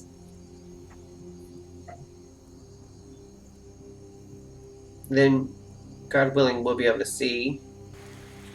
And it's raining. Alright, we've got a treasure chest. I really thought that... Ooh, Dwarven Armor of Conjuring. It's pretty. I really thought we were in a load screen, but we were just outside. It was dark. And now, we're back out. And that's it. That's all she wrote. Okay, that's the first thing that we have to get. The next thing that we have to get is way over here. And realistically, the only way to get to it is to just run.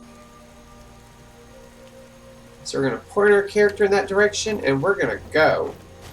Well, let's go ahead and pull our bow and arrow. And I think...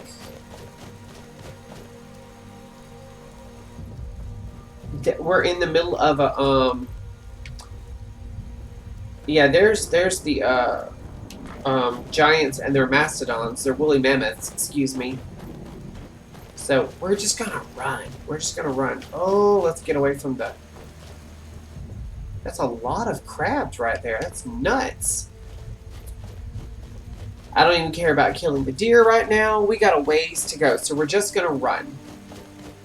We'll probably hit like a... where it'll freeze up and load for a couple of minutes. We're gonna try to avoid as much confrontation as possible. We're not gonna worry about that fox. I saw a fox. I see deer. We're not gonna worry about... Hey, Mr. Deer. He's like, what is your deal, dude? Yeah, we're just gonna run as far as we can. We're gonna run. Because we got a ways to go. I see wolves. We're going to keep running. We're going to keep running. And we're going to keep running. It's going to be a minute. Them wolves are probably after us. If not, there will be at some point. We'll run across some more wolves or God knows what else. Going through this water will probably attract some slaughterfish. If we don't, I'll be surprised, but... Ah!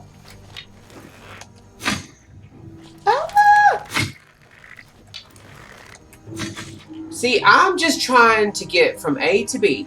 You're the one that started this. I didn't ask you for that, dude. That's on you. We're not even worried about farming the ingredients off of him. We're just gonna go. I figure we might as well watch him run if we're gonna be doing all this. There's a speeder. We're not worried about the speeder. I see some deer over there. Ooh, a beehive. Normally I would stick around and pick all the bees out of the air and get the beehive husk and all that kind of stuff, but we're on a mission. We're trying to get to the reach. We got to go find the something that we have to get out of the reach.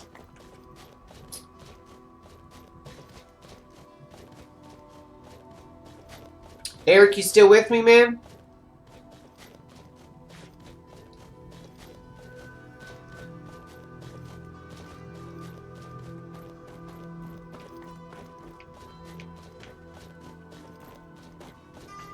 I think Eric left. I'm sad. But at least you came and saw me today, Brock. I love when you come hang out with me, dude. This is Rorikstead, I think.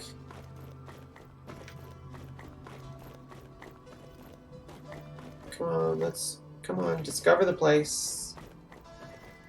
Yes, this is Rorikstead.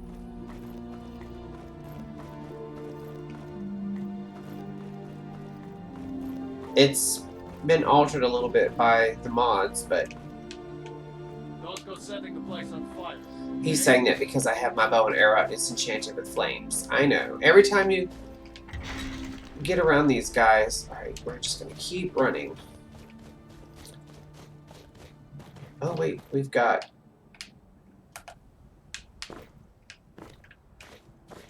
It's supposed to be ore, but it's not showing as ore. Neither one of these are showing up as ore. That's nuts. What about this one? I guess they're here for decoration because it's outside of a city. Wait, there's some more ore over there. There's a lot of ore right here. Huh. There's ore over here. It says it's ore, which it's made out to look like ore, but it's not saying I can mine any of it. Hello, Mr. Deer. Nope. Can't mine any of it. Alright, well. Oh. Look, Mr. Wolf. Oh, there's more than one of you. Oh, I don't have time for this. I'm not even worried about looting you guys. Let's just go. Alright.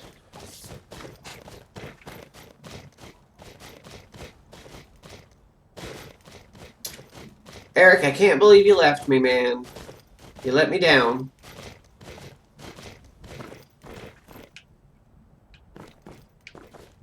There's something right here. Oh, those are bad guys. We're not going near that. Besides, I think we're pretty much in the Reach now. And wait. I think this place is where the Forsworn have taken over the town.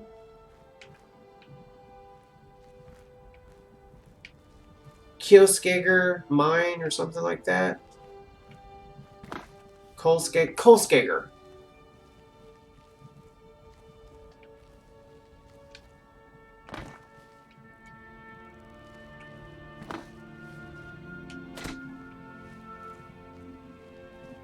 Ooh, we got some goodies here.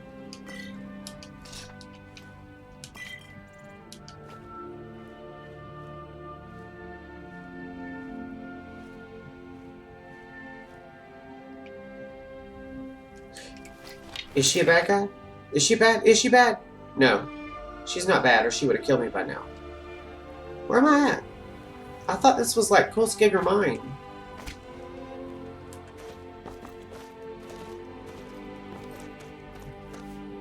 Zara. Miner's house. Need something? Oh, this is Soljan's. Whoa there. I don't know where you're going, but stay out of that mine. Okay. We tunneled into it. We're not mining up any ore with those undead. I'll handle those Draugr for you. But if you want to get yourself killed, go ahead. I'm not going there right now. I'll help you guys, but not right now.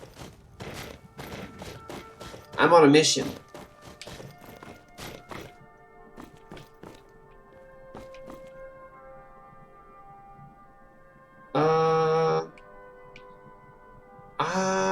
I'm a little too far over from where I'm supposed to be. I need to go this way.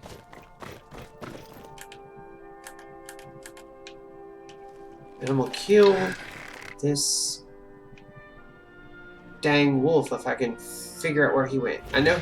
Woo! My sneak is increasing. Skills, daddy-o. Skills.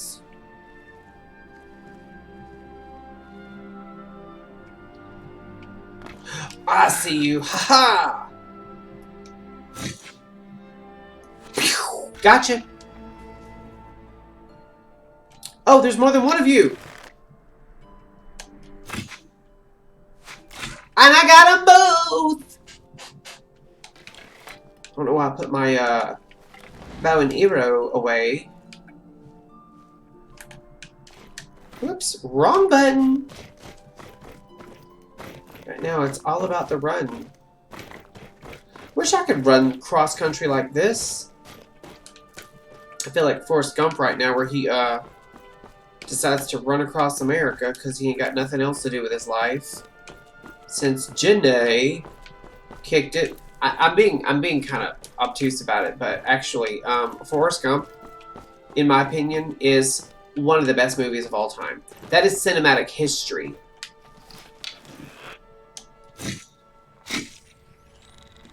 It's actually one of the best movies ever. I love Forrest Gump, and I will quote it a lot. God, I'm so good at this. Knocked him through the ground. I'm so good with this bow and arrow. It's so much fun, it's freaky.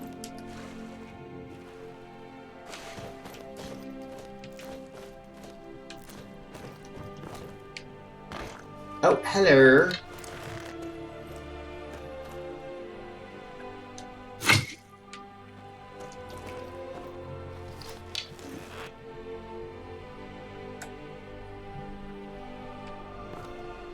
Where you at, mister?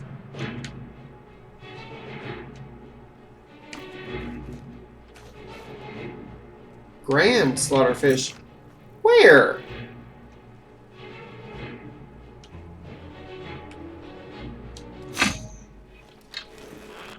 I no see the slaughterfish.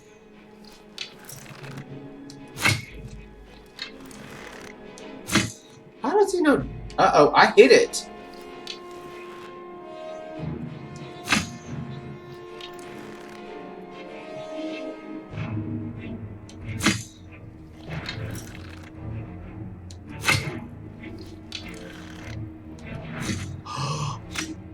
I couldn't even see it and I got it.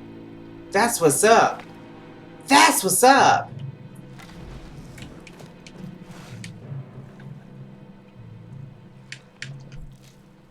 We're going to clean this bad boy too, honestly. We're going to loot every bit of it that we can. Oh.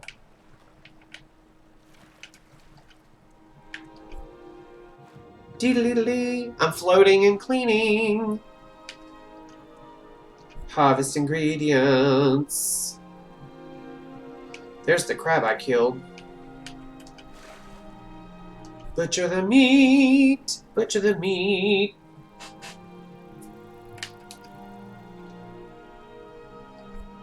Dispose. Oh, there's a fishy. Okay. Alright, we gotta get out of this water before we run across any more slaughterfish. We got kind of away from our main quest here just now. Alright, so we still gotta go this way. How far away are we from it? Not too far. I think we're gonna go gain the high ground and see if we, because I know what's coming. I've done this enough to know what's coming. It's still fun, don't get me wrong, it's still fun. But I know what's coming. Matter of fact, let's yeah. Come on, get up there. I think I'm gonna have to kill something in a second, actually, like a saber-toothed tiger or some shit. Stuff. I said stuff. I didn't say anything bad. You said something bad. It wasn't me.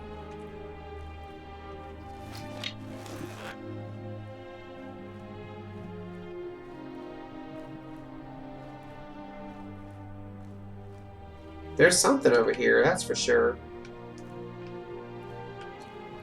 I forget what's up here, actually.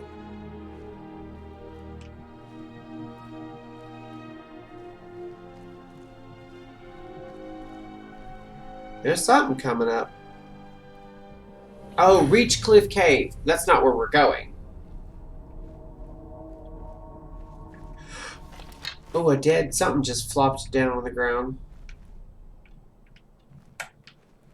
Dead skeever. We're not gonna harvest ingredients because we hate skeevers.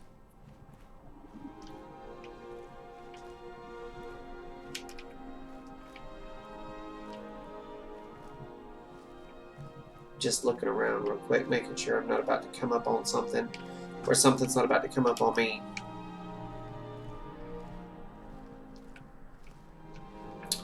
We're about to come up on,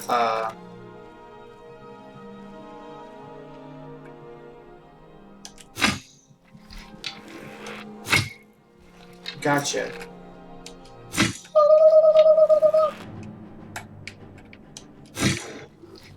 Ah! Just feel like I'm about to be turning Leonardo DiCaprio here.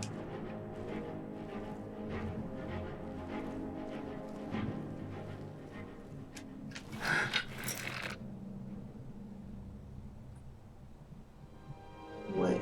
This is where I have to go, right here. And if you get too close, it triggers like a scripted thing.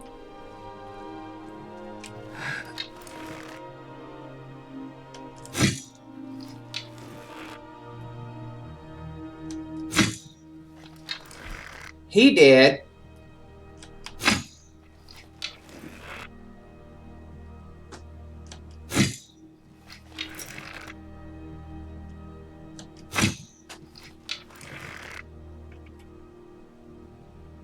Trying to see if I can... Well, shucksy darns. Okay. I'm now hidden. So that one there went back over there.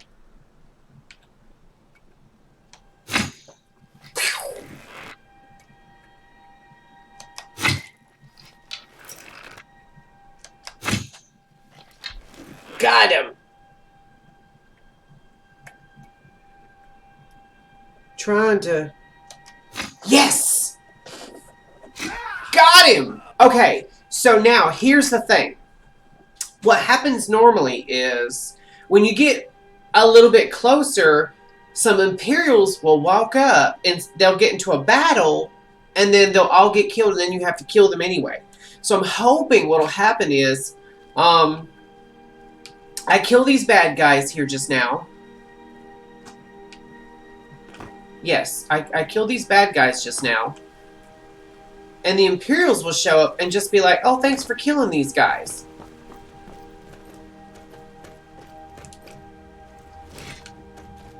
Yep, here they are. So really, I just saved the good guys. Thanks for the help. Not many willing to take on the Forsworn. Yes! Yes? Alright, where's the other guy? There's supposed to be 3 of them, I thought. Maybe it was just 2 of the Imperials. I don't know how I didn't kill these Imperials with all these arrows I was throwing over here.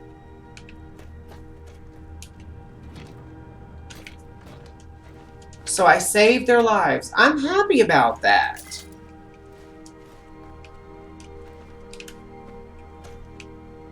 This is the Jade Warrior. This is what we were sent after.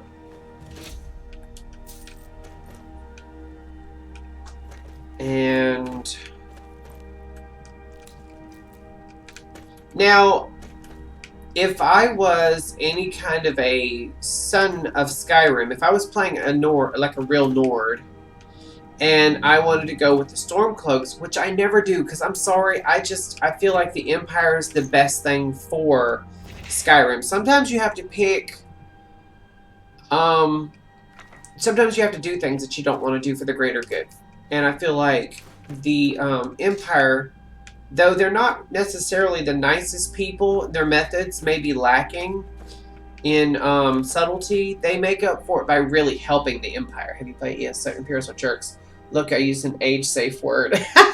Thank you. Thank you so much. I am playing ESO, actually. And what's funny is I'm not playing an Imperial this playthrough, but a lot of the times I do actually play an Imperial. I'm not fond of them. I really hate the Thalmor. I hate them, but at the same time, I do prefer the Empire. Although I will say, I will wholeheartedly say that the thing I hate about the Empire is how obstinate they are about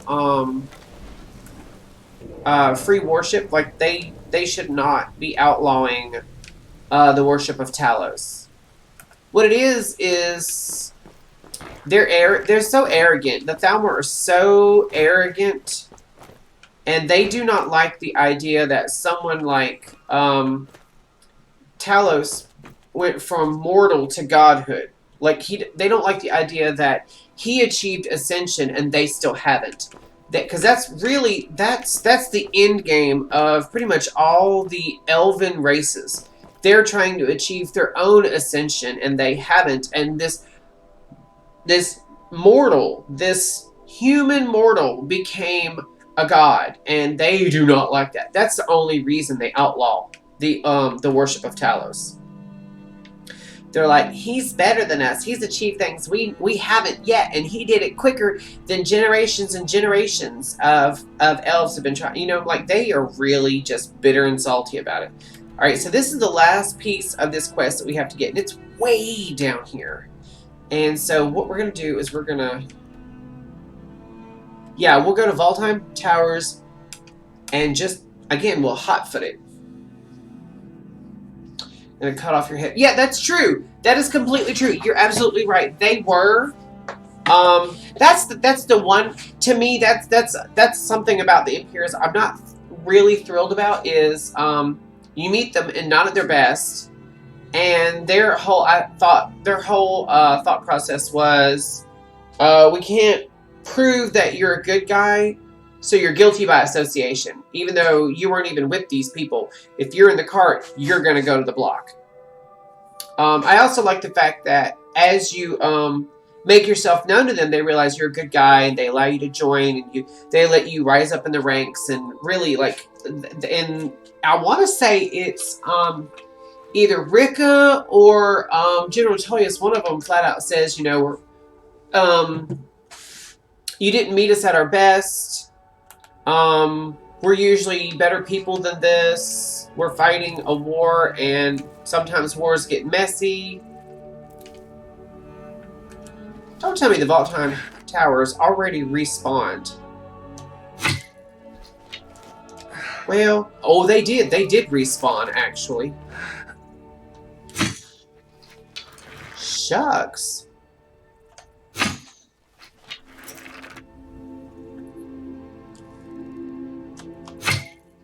This guy here is just... Are you effing serious, dude? Okay, so what I'm going to do is I'm going to try to get up where I can get this guy from an angle. Got him! I'm good with this bow and arrow, dude. But yeah, you're right. They were going to cut my head off.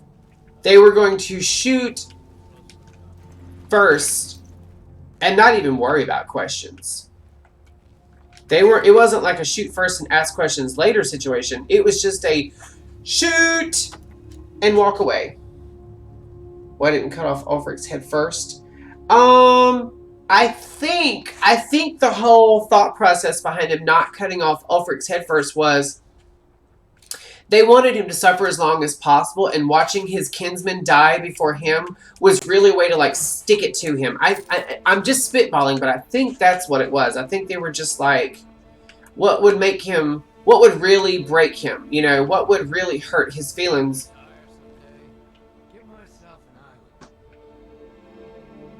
I hear an archer. It must be up top. But yeah, I think that was their whole thought process was,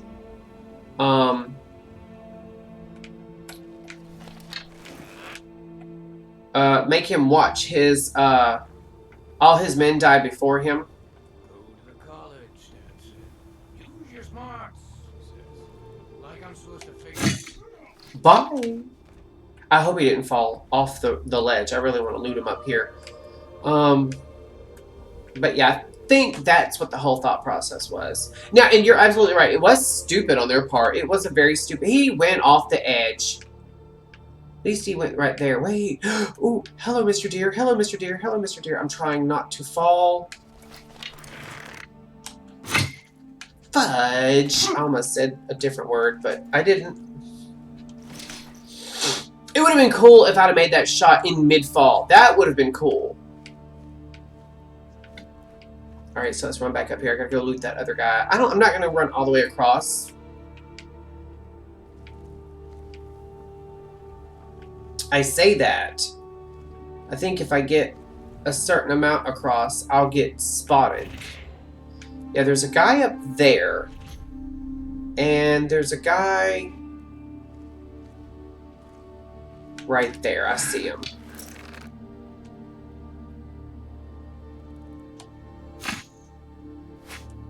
Booyah! That's a woman, in fact. To me, that's really dumb. Like, eliminate him and remove the threat. I wouldn't have even executed him. Would have just ran him through. I agree. The smart thing would have, in fact, been to just kill him outright. The problem with that is they need an antagonist for the story. You know? Oh, this Wanderer's dead. Oh! I'm gonna loot that, but I'm not gonna worry about reading it right now. Not because I don't want you guys seeing it, but that's for our next stream. I mean, it was fine having I forget his name. Mirak as the primary antagonist for the Dragonborn DLC.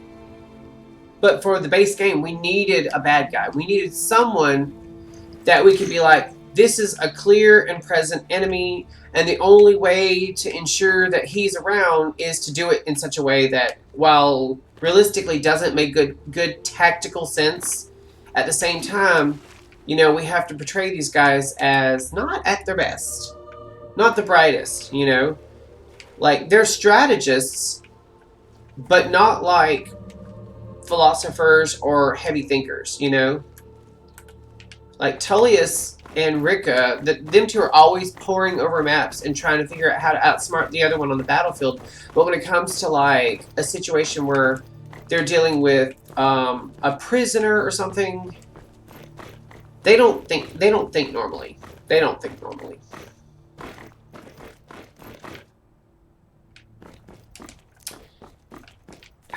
I hate how quickly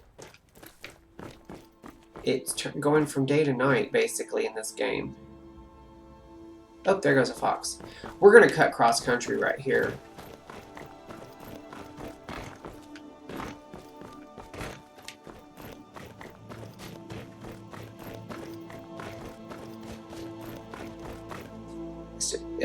I still use it to illustrate the Imperial stupidity as a result. Yeah, and that's a perfectly valid argument. You're absolutely right, and I agree. While I say I, you know, am going to be playing an Imperial, I'm going with the Empire and whatnot. If we get through this one and want to do a second playthrough, there's no reason why I can't do a Stormcloak playthrough. No reason at all. But another big factor of why I'm also going with the Empire is the Empire is in charge of Solitude, and I don't want to have to like go through the whole rigmarole of destroying Solitude because I'm doing this the Dragonborn, not Dragonborn, the Dragonborn Museum. It's right next to the Blue Palace, so I kind of want to like I just kind of want to keep Solitude pretty for now, if that makes sense. And we are going to wait again. I wish there was a way to just turn off nighttime for now.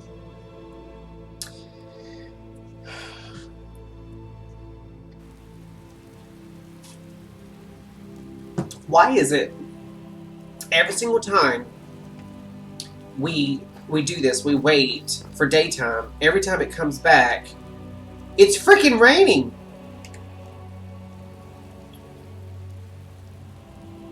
I gotta be careful because, oh, we got a lady walking around right here. She dead. She barbecued.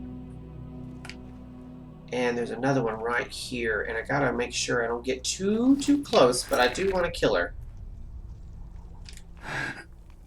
Him. Bye. These guys are necromancers, if I'm not mistaken. I forget the name of this place, but no, they're not necromancers. They're mages. Someone tried to run up here and kill these people because we got a dead Fort Amal. That's the name of it. And the Stormcloaks have been killed. And honestly, like, I really wish there was a way of playing this game where you don't necessarily have to pick a faction.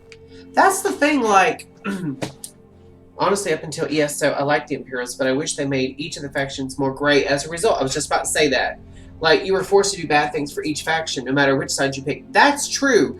You can pick Imperials or Stormcloaks, and while you know, it comes down to personal taste. And there are clear delineations between the moral compass of each. You know, like the Imperials are all about making sure that everyone in the Empire gets a fair shake, or, you know, whatnot. What the fudge is that? Oh, it's a... Bye! That's the howl of bye-byes. And there's another one coming.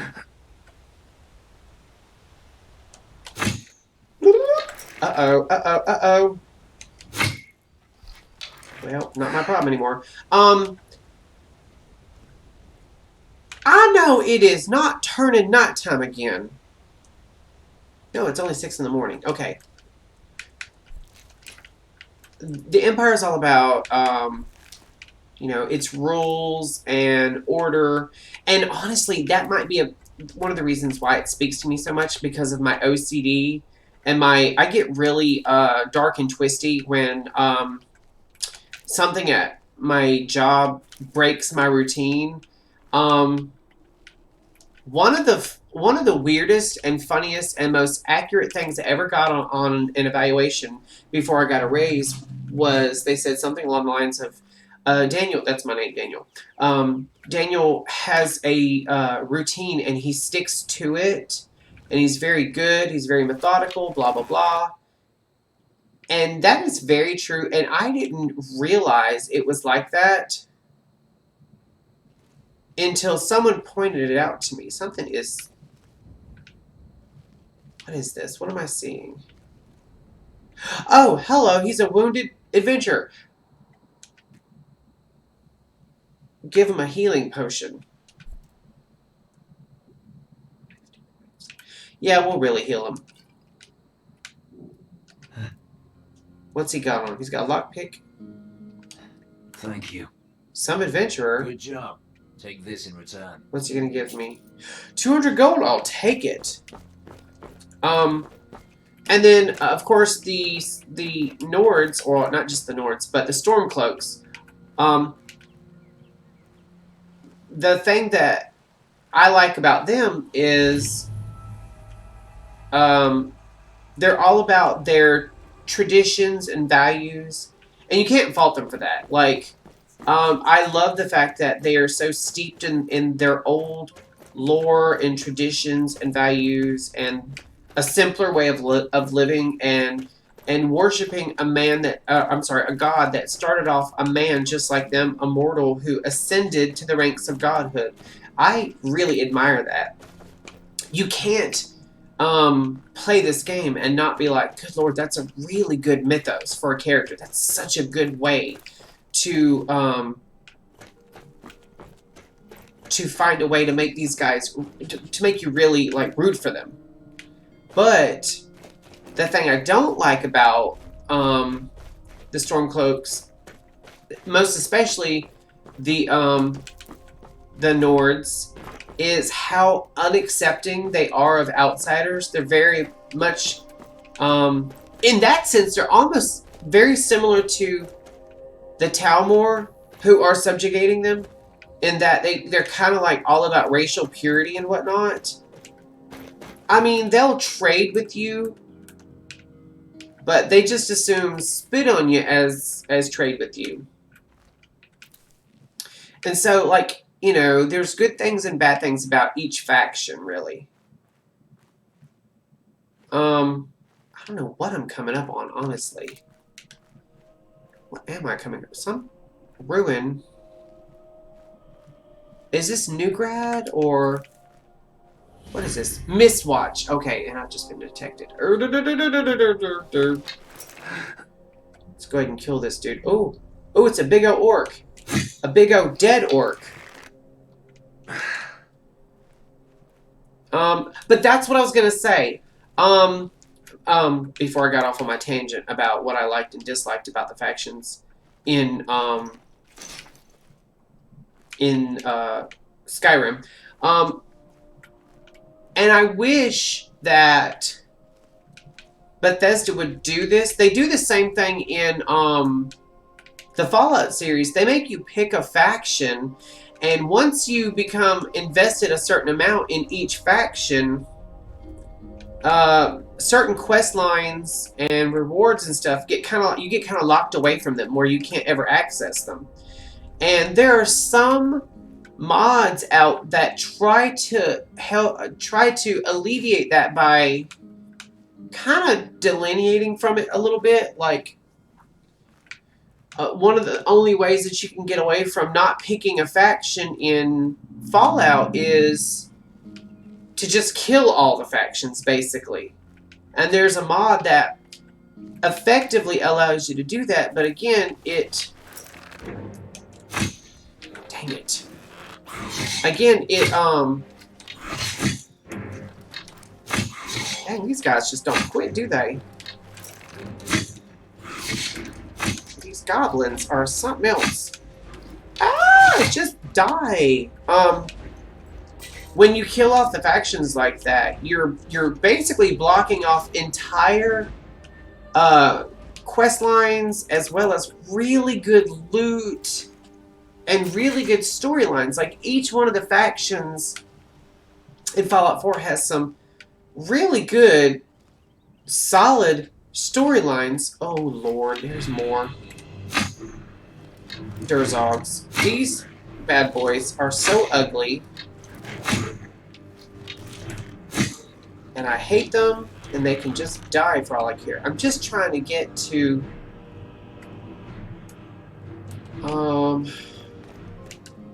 What am I trying to get to? Oh, yeah, the last part of this, quest that I have to go on. And I want to say there's something similar to that in Skyrim, but if you don't pick a side, there's whole quests that you're not going to get to. And you're not going to... Oh, shoot.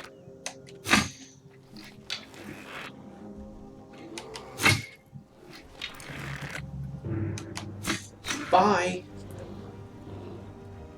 Like, as of right now, because we haven't finished, like, even just the opening quest line, there are no dragons in game right now. And so they've made allowances for that. Bethesda did. They've made it to where, like, if I go to a word wall or something, instead of there being... Ooh, dead things. Instead of there being dragons and whatnot,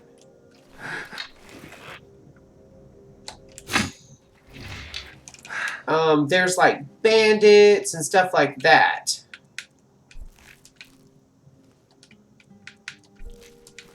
And that's something Bethesda did in case you decide to, like, have a look around before you do the opening quest. Because that's completely doable within the bounds of the vanilla game. But they don't build their games with the thought process, oh, let's make it... Whoa. What are those? More of those freaking Durzogs. They're freaking everywhere.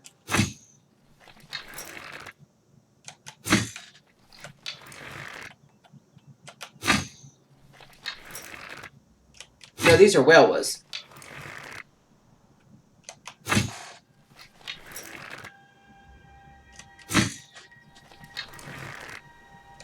Trying to kill these damn things is something else.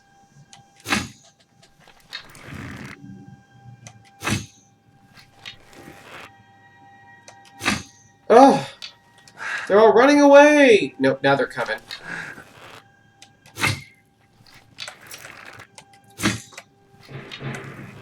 I hate these freaking things.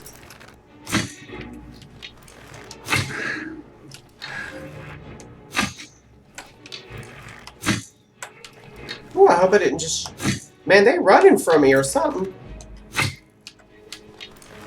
God, these things are so freaking ugly.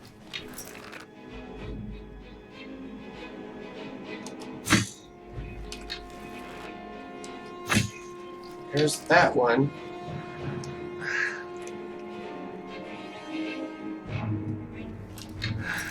That's a wolf. I'm sorry, that's a wolf. And it is not taking my arrows. Okay, there we go. Now there's one left. Not seeing it anywhere.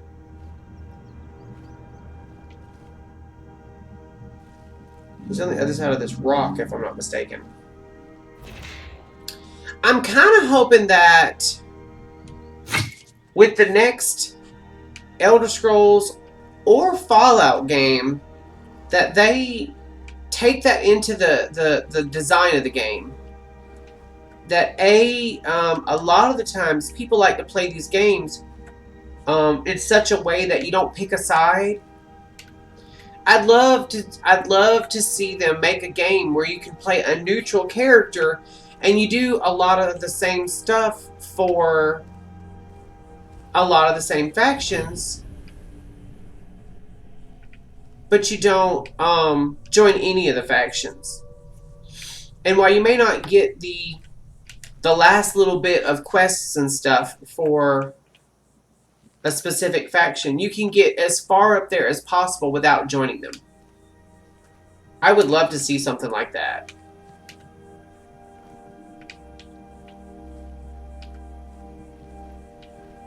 And if I'm not mistaken, I believe, and I could be completely wrong, I'll have to ask some of my more knowledgeable friends, unless you know, Brock. But if I'm not mistaken, the original Fallout games, like the first one or two... Alright, I'm being noticed by something. Something sees me.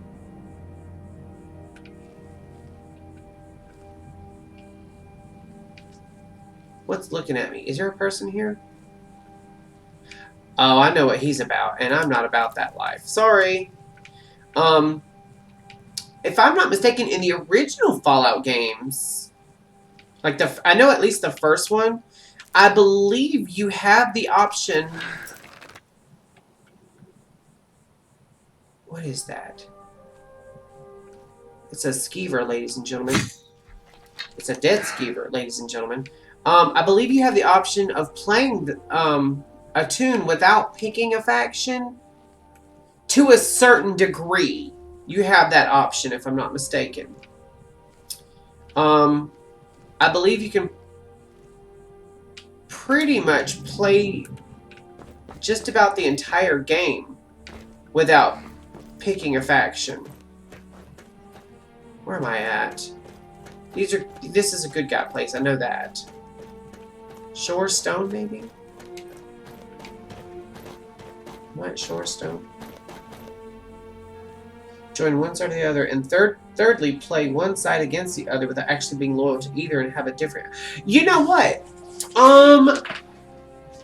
That's a really good idea also. Like, you could join a faction and then basically play them against each other.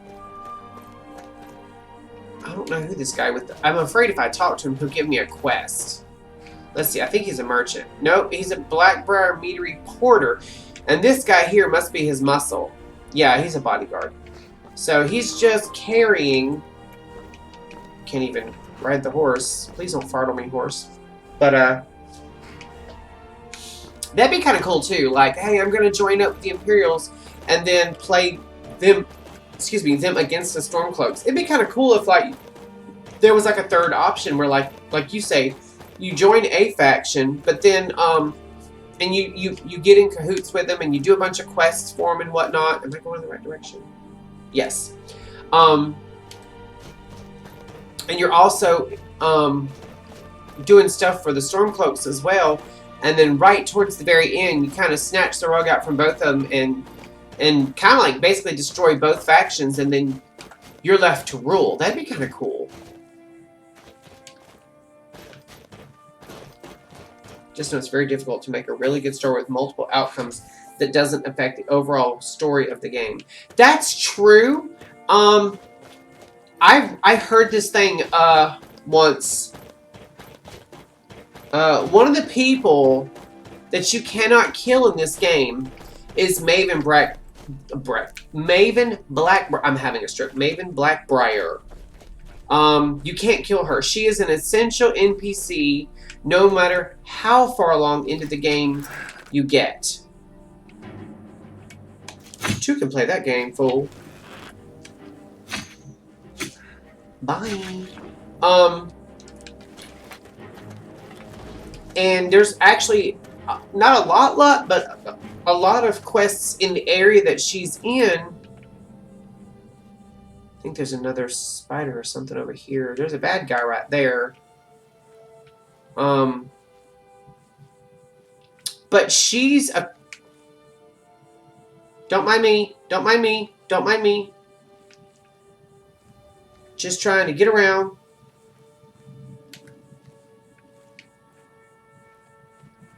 There's a dang wolf chasing a deer. I'm going to keep going this way. But there's this really cool person who figured out a way to destroy her entire life. The only reason the Stormcloaks versus the Imperial work in Skyrim is that there's an entire battalion of Imperials on the other side of the mountains. So no matter which side wins, the Imperials win after the pass opens after the game, and it doesn't affect the lore of the next game.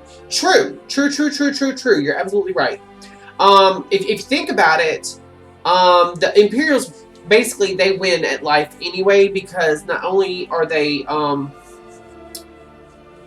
they're everywhere in Tamriel, not just Skyrim. In Skyrim, you can pick, you know, Imperials or Stormcloaks, and no matter which side you pick, you'll be part of the winning side. But realistically, at end game level, not the game, but like in the lore, the Empire's still going to win because they're everywhere. They're Legion. Oh, Mr. Bear. All I'm asking is that you leave me alone.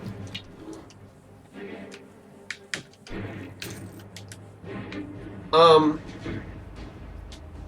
forget what I was saying. Right before I was talking about what you were talking about. I forget what I was saying. I had a point. It was a good point. I don't remember what I was talking about. Lord, I don't even remember what I was talking about now. What is that? Oh, Canis root. I'll take that.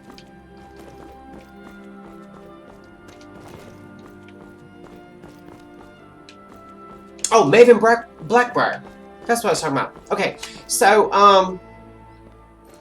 so after you do all your quests for Maven Blackbriar, do all the quests you can for her, get in good with her, and then that allows you to really get in there and mess with her, right? First thing you do is you go on this quest basically to find out something about one of her family members is in jail, right? For either stealing a horse or trying to sell a stolen horse. And you do that quest, and then after you do that quest, you kill the guy. Oh, I can't shoot an arrow that way because if I do, I'll shoot it into the city. After you do the quest, you kill the guy anyway, so she loses her family member, doesn't know it's you because you have to do it like while sneaking so nobody sees you do it. Then you either kill or keep the horse yourself. Don't let her know that you have it. Then you break into her house and you steal everything. And then you go to the Haunting Brew Meadery and basically you go with the guy who runs it. You help him out instead of her, or her guy rather, and effectively cutting off her ability to sell her mead in other parts of the world besides Riften. And there's a whole bunch of other little things that you do. I'll have to find the way you do it, but basically what it is you do a bunch of all these like little inconvenient things to where like you basically bankrupt her, kill her entire family. It's very Game of Thronesy. And while you're still in good with her because she doesn't know it's you that's done it. This is a lot of vindictive, petty stuff that you do, but basically you do a bunch of stuff that ruins her basically. Financially, emotionally, spiritually, all that kind of stuff. And she doesn't know it's you because you do it in such a way that A, you're not caught. Hold there. Oh Lord, this guy's gonna fleece me. You into Riften, you need to pay the visitor's tax. What's the tax for? For the privilege of entering the city. What does it matter? All right, let's just give him the It's been a gold. pleasure doing business with you. Because that's the name of the game here. And Actually, you know what? Have I already discovered Riften? No, just the stables. I have to go in to discover it. the gate's unlocked. You can head inside when you're ready. We're gonna go through. But what it was is there's this guy who for some reason or other hates Maven Blackbriar. He was playing the game, and it's a real player who hates that character. And he spent a year or two devising a way to get back at her, basically, without being able to kill her. And by the time you leave Riften and this little crazy thing, it's not quests, it's little things that you do in the game that destroy her, basically. Ruin her. She has no money, no friends, no family, no nothing. No property, nothing. And even though she's still alive at the end of the game, you know you've destroyed this woman. And I can't remember exactly how it goes, but when you read this whole thing out, it's better if someone verbally reads it out loud, the steps you take and the way you do it. And it takes a little bit of time to do it, because you have to do quests for her as well to stay in good with her. I had another run-in with a thief's gear. She's just destroyed. And it's such a petty, vindictive way of getting back at her. But oh God, I'm going to have to find the article. I'm going to have to find the article. In fact, let's pause this for a second. Excuse me. I'm going to Google it real quick while we're just paused in the map or whatever. I think there's a way of doing it. Let me tilt the camera up just a hair. Alright. How to get back at Maven Blackbriar. I think... What is... Oh, my, every way... Okay, every way to screw Maven Blackbriar. I believe this is it.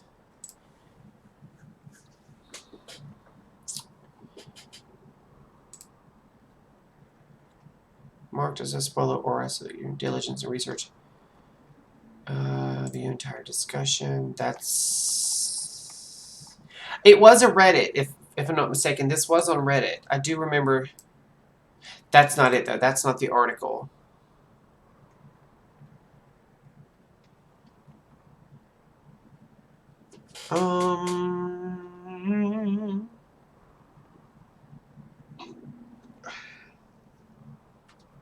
You have to keep her.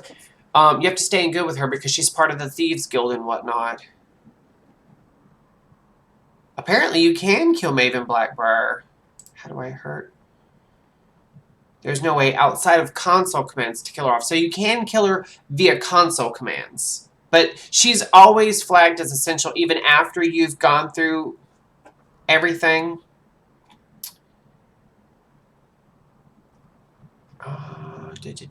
Let me... There's a...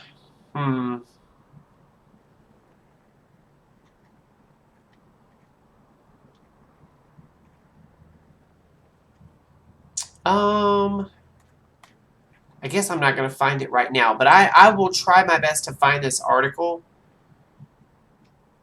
Ever punished? Can you kill? Has the thieves gone on the dark? Where can I find? Well, shoot. I'll have to like look it up because there was a guy I want to say in one of the Robots Radio Network podcasts where they talked about NPCs that are the worst in Skyrim. And she was obviously in there. And someone read this thing out. I'll have to find it. I'll have to find the actual episode. Alright, we're gonna leave Skyrim. And it was just all these different ways. That was an idea I had at one point. Yeah, I mean, I really want to screw her over too, but what I'm going to do is I'm going to wait till I'm completely through that quest line, both with the Thieves Guild and with her, get in good, and I don't know if she ends up becoming the Jarl or not, but I believe you have to wait till she becomes Jarl, and then you have all these 1,000,001 things that you do to her, and you have to do it covertly. You have to basically assassinate everyone and anyone in her association that you can that's not flagged. You go through all her property and steal everything that's bolted down. I believe you keep her from getting the Haunting Meadery. There's just 1,000,001 ways, and by the time she becomes Jarl, she's Jarl of nothing, basically. Like, she has no friends, no family, no money, no nothing. No property, nothing. Riften's under my protection. You watch yourself now. Okay, so now... Let me pull my bow back out. We're kind of close to where we have to go.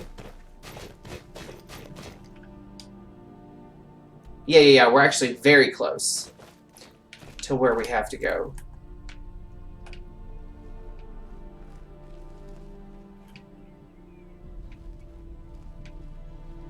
I think it's actually right on the other side of this mountain, so... We're going to try our best to skippity-doodle over the mountain. Because, you know, physics don't mean anything in this game at all.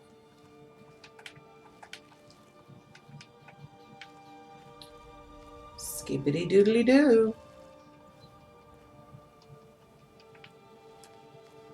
When you're this high up, everything kind of looks like...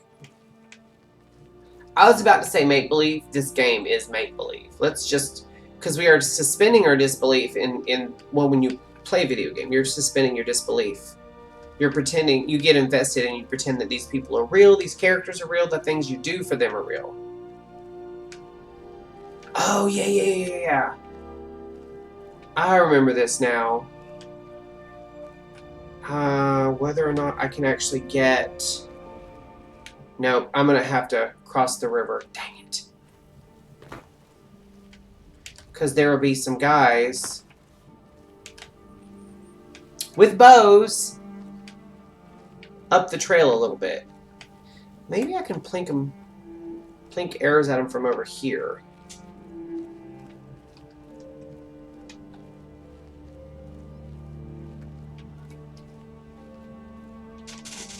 Ah! Dang it. I was really hoping I could get up there without being seen. Oh, this is gonna... Alright, this is gonna take me off. I'm gonna have to just cross the effing river. You know what? I'm getting ill. Oh, I've got bone break fever. So those things did get me. Okay. Destruction. This mother-loving little son of a gun.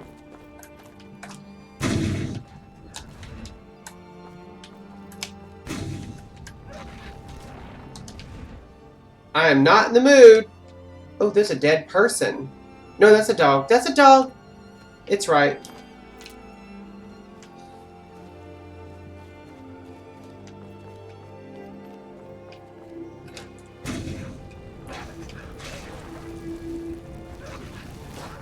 I don't feel like messing with you right now. I'm really not in the mood.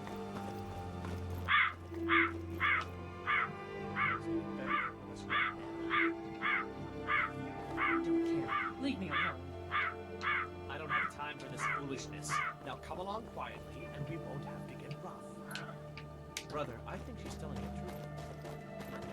Now we gotta run up here. There'll be some guys up here with bows and arrows. We're just gonna burn them. We're just gonna burn them. I don't feel like messing with them right now.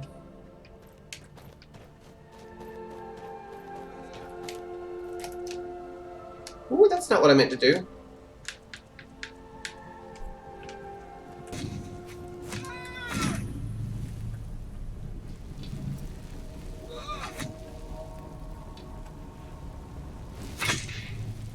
Die, woman!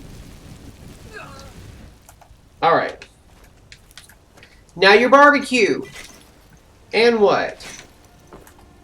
Alright, now we're going to put our bow back on in our hands, and now we're going to get on through here. And I think this is telling me that the charge on my weapon is getting low. So we're going to...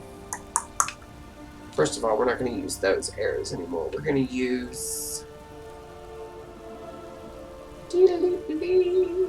There we go. My dwarven arrows. And then we're going to check the charge on the bow. It's not that low. It's nuts.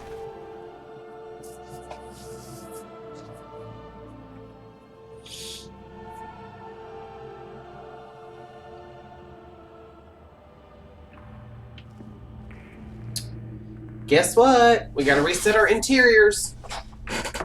I think it's because I tabbed out. It seems like every time I tab out, I have to reset my interior. And I've tried like applying changes, saving changes, loading changes, and it just does not want to work. Actually, maybe 1.75. Yeah, that's a little bit better. I like it better like that.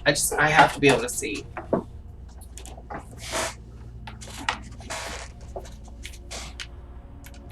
Like, I already kind of struggle with the dark interiors, but the one thing about this ENB is it really darkens up a good bit of the interiors.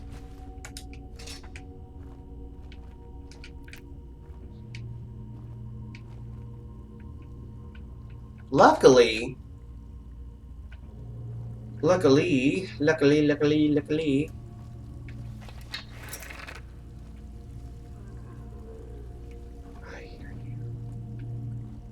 I hear you. Oh, I see you now. Blech! She did. She went bye-bye. You too! Now you're all torches in the darkness. That's not what I meant to do.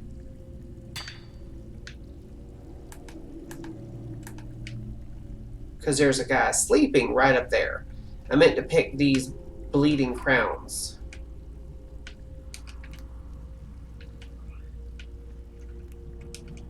I hear him roaming around down there.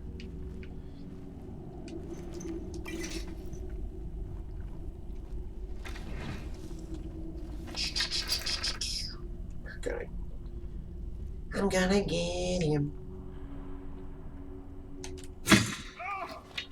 What was that? That's what that was. Man, he jumped up quick, didn't he?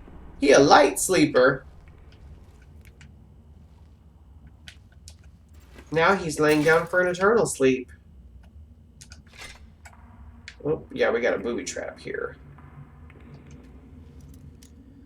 I've had a hard time playing anything but a bow sniper. Well, okay, if I go into a fight knowing, that I'm using my sword and shield, I plan ahead. It doesn't bother. Oh, look what we've got, guys. We're about to hear it. A new hand touches the beacon. Here we go. A new hand touches the beacon. Listen. Hear me and obey. A foul darkness has seeped into my temple.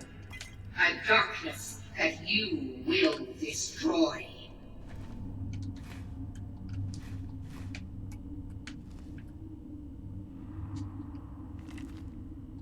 That's all you got, Meridia?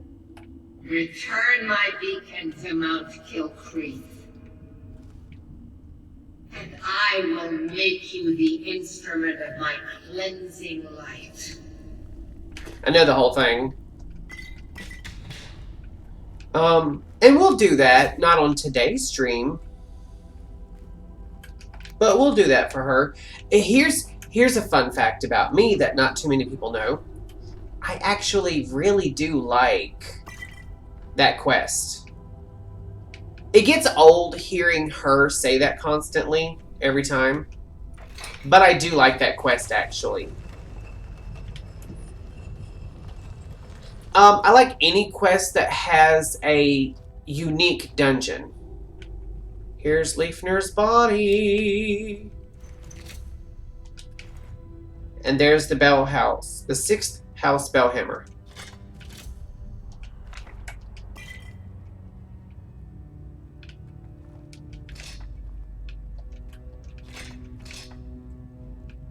And what is this? Corundum ore. Okay, I don't really need that right now. Also, I don't need to be sneaking either. And I think that's it. All we've got to do now is get the heck out of Dodge. Then we're going to go turn this quest in.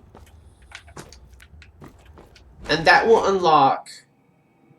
I know, Meridia, I was there. Remember me from the second era?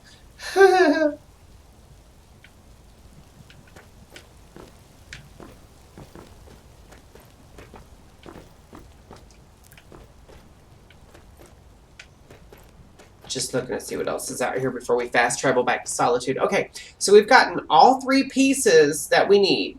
We got the Denstagmer's ring, we got the 6th house bellhammer, and we got the jade statue. So that's all 3 pieces. All we got to do now is put our bow away, and then fast travel back to the Dragonborn Gallery. That's another thing I love about this. First of all, I can get rid of the marker I had. But the Dragonborn Gallery has its own fast travel point. So that's handy dandy doodle.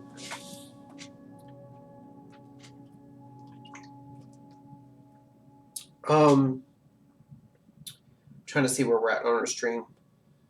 We're just under 3 hours. And you know what? I don't want to jinx it, and I don't want to talk it up. But I feel like we've gotten...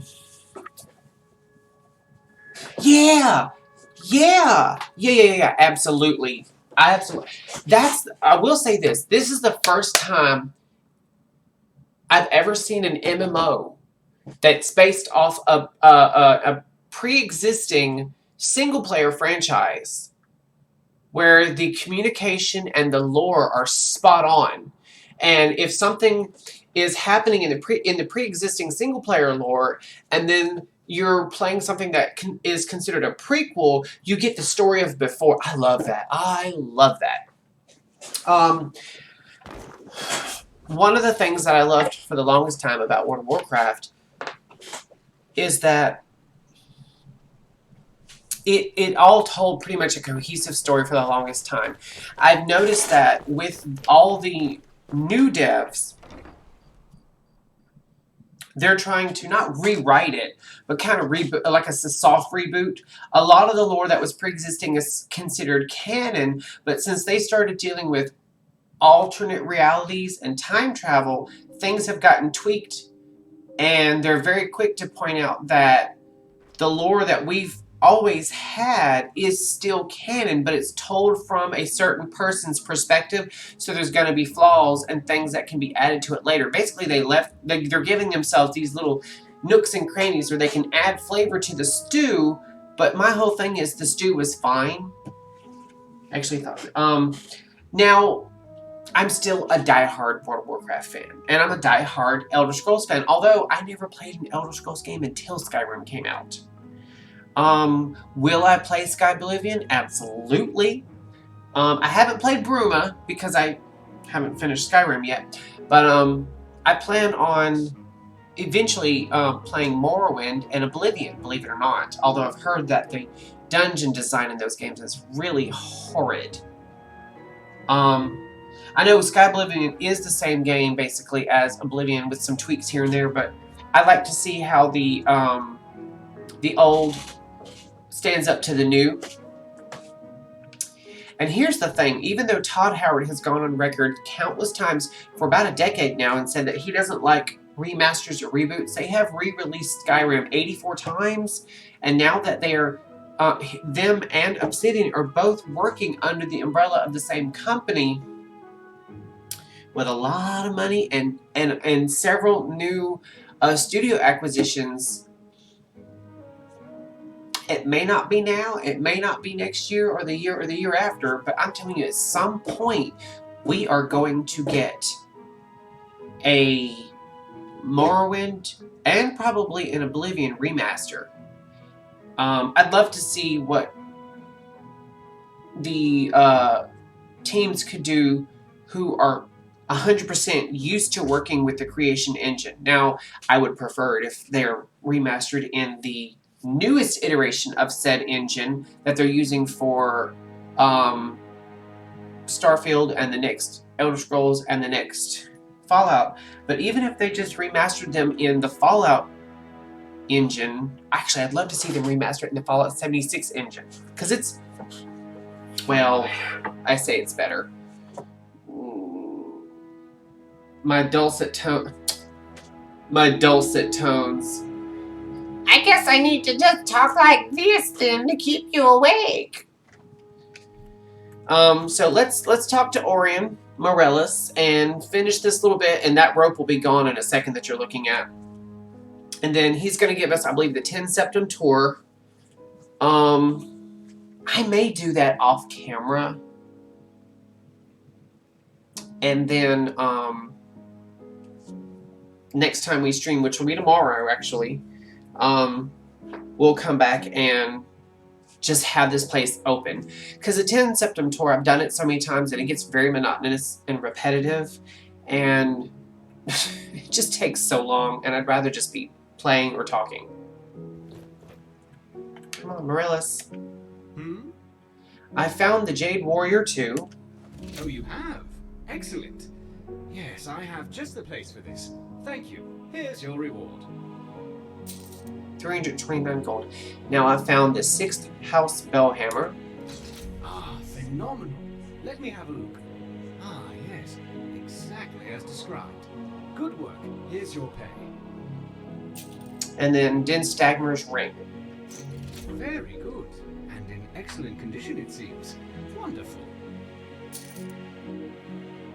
That should be all the artifacts you needed. That is very impressive, my friend. You are certainly more than a mere treasure hunter. Which brings me to my next proposal. I'm in need of a full-time partner of sorts. A person of your caliber who can dedicate themselves to uncovering more lost artifacts and relics on their own, while I continue my research efforts. And you have proven yourself more than capable of the job. And I think a special arrangement could work. Instead of me simply buying the relics off of you, perhaps you could bring them here, lend them to the museum. I'll give you an occasional finder's fee, and we'll safeguard your collection for you. You'll be able to access any and all of your collection as you see fit, and you'll know the rest of it will be safe in your absence. Sounds good to me. Excellent. Well, let me give you the 10 Septim tour then.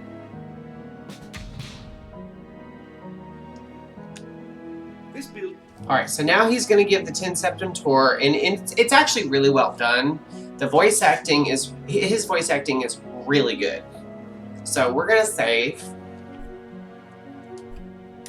Was once called Macnarian. And this is also where we're going to kill the stream for the day, because my head is killing me, and we're just under the 3-hour mark. I'm surprised I made it this far. I didn't think I was going to make 3 hours. I thought I'd do about an hour, hour and a half tops.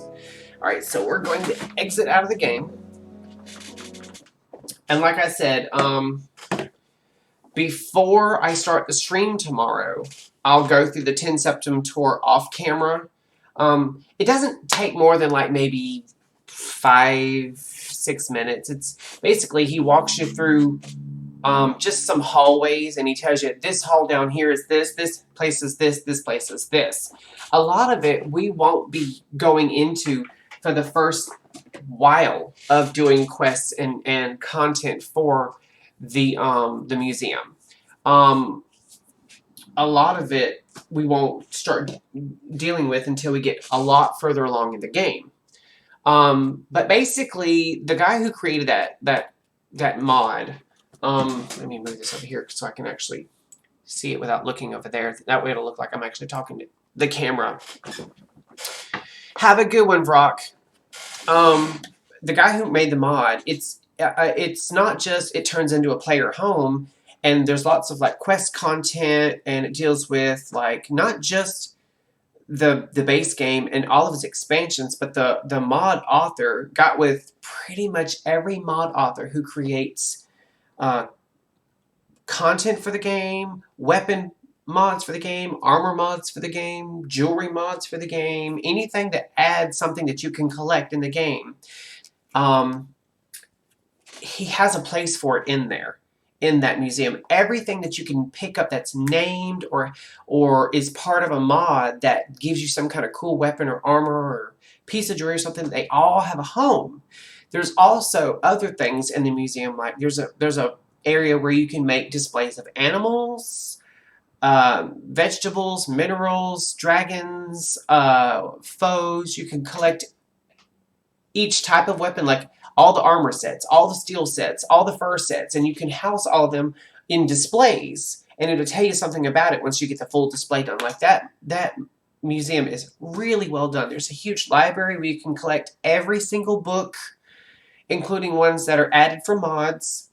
The guy who made that mod really got with a lot of mod authors. Pretty much every mod author on the Nexus, if they add something to the game, it has a home in the Dragonborn Museum. It's such an amazing museum. And it's actually in its third or fourth iteration. The first iteration, it was a much smaller thing. It didn't have as much quests. It was just basically for all the base vanilla and DLC weapons and armors. It didn't add all the other mod authors items, and it'll send you to other places besides places in Skyrim. You'll visit elsewhere. You'll go to Oblivion. You'll go to a lot of places outside of the game. You'll go to you'll do like you'll go to Solstheim as well for certain quests. There's a whole bunch of content.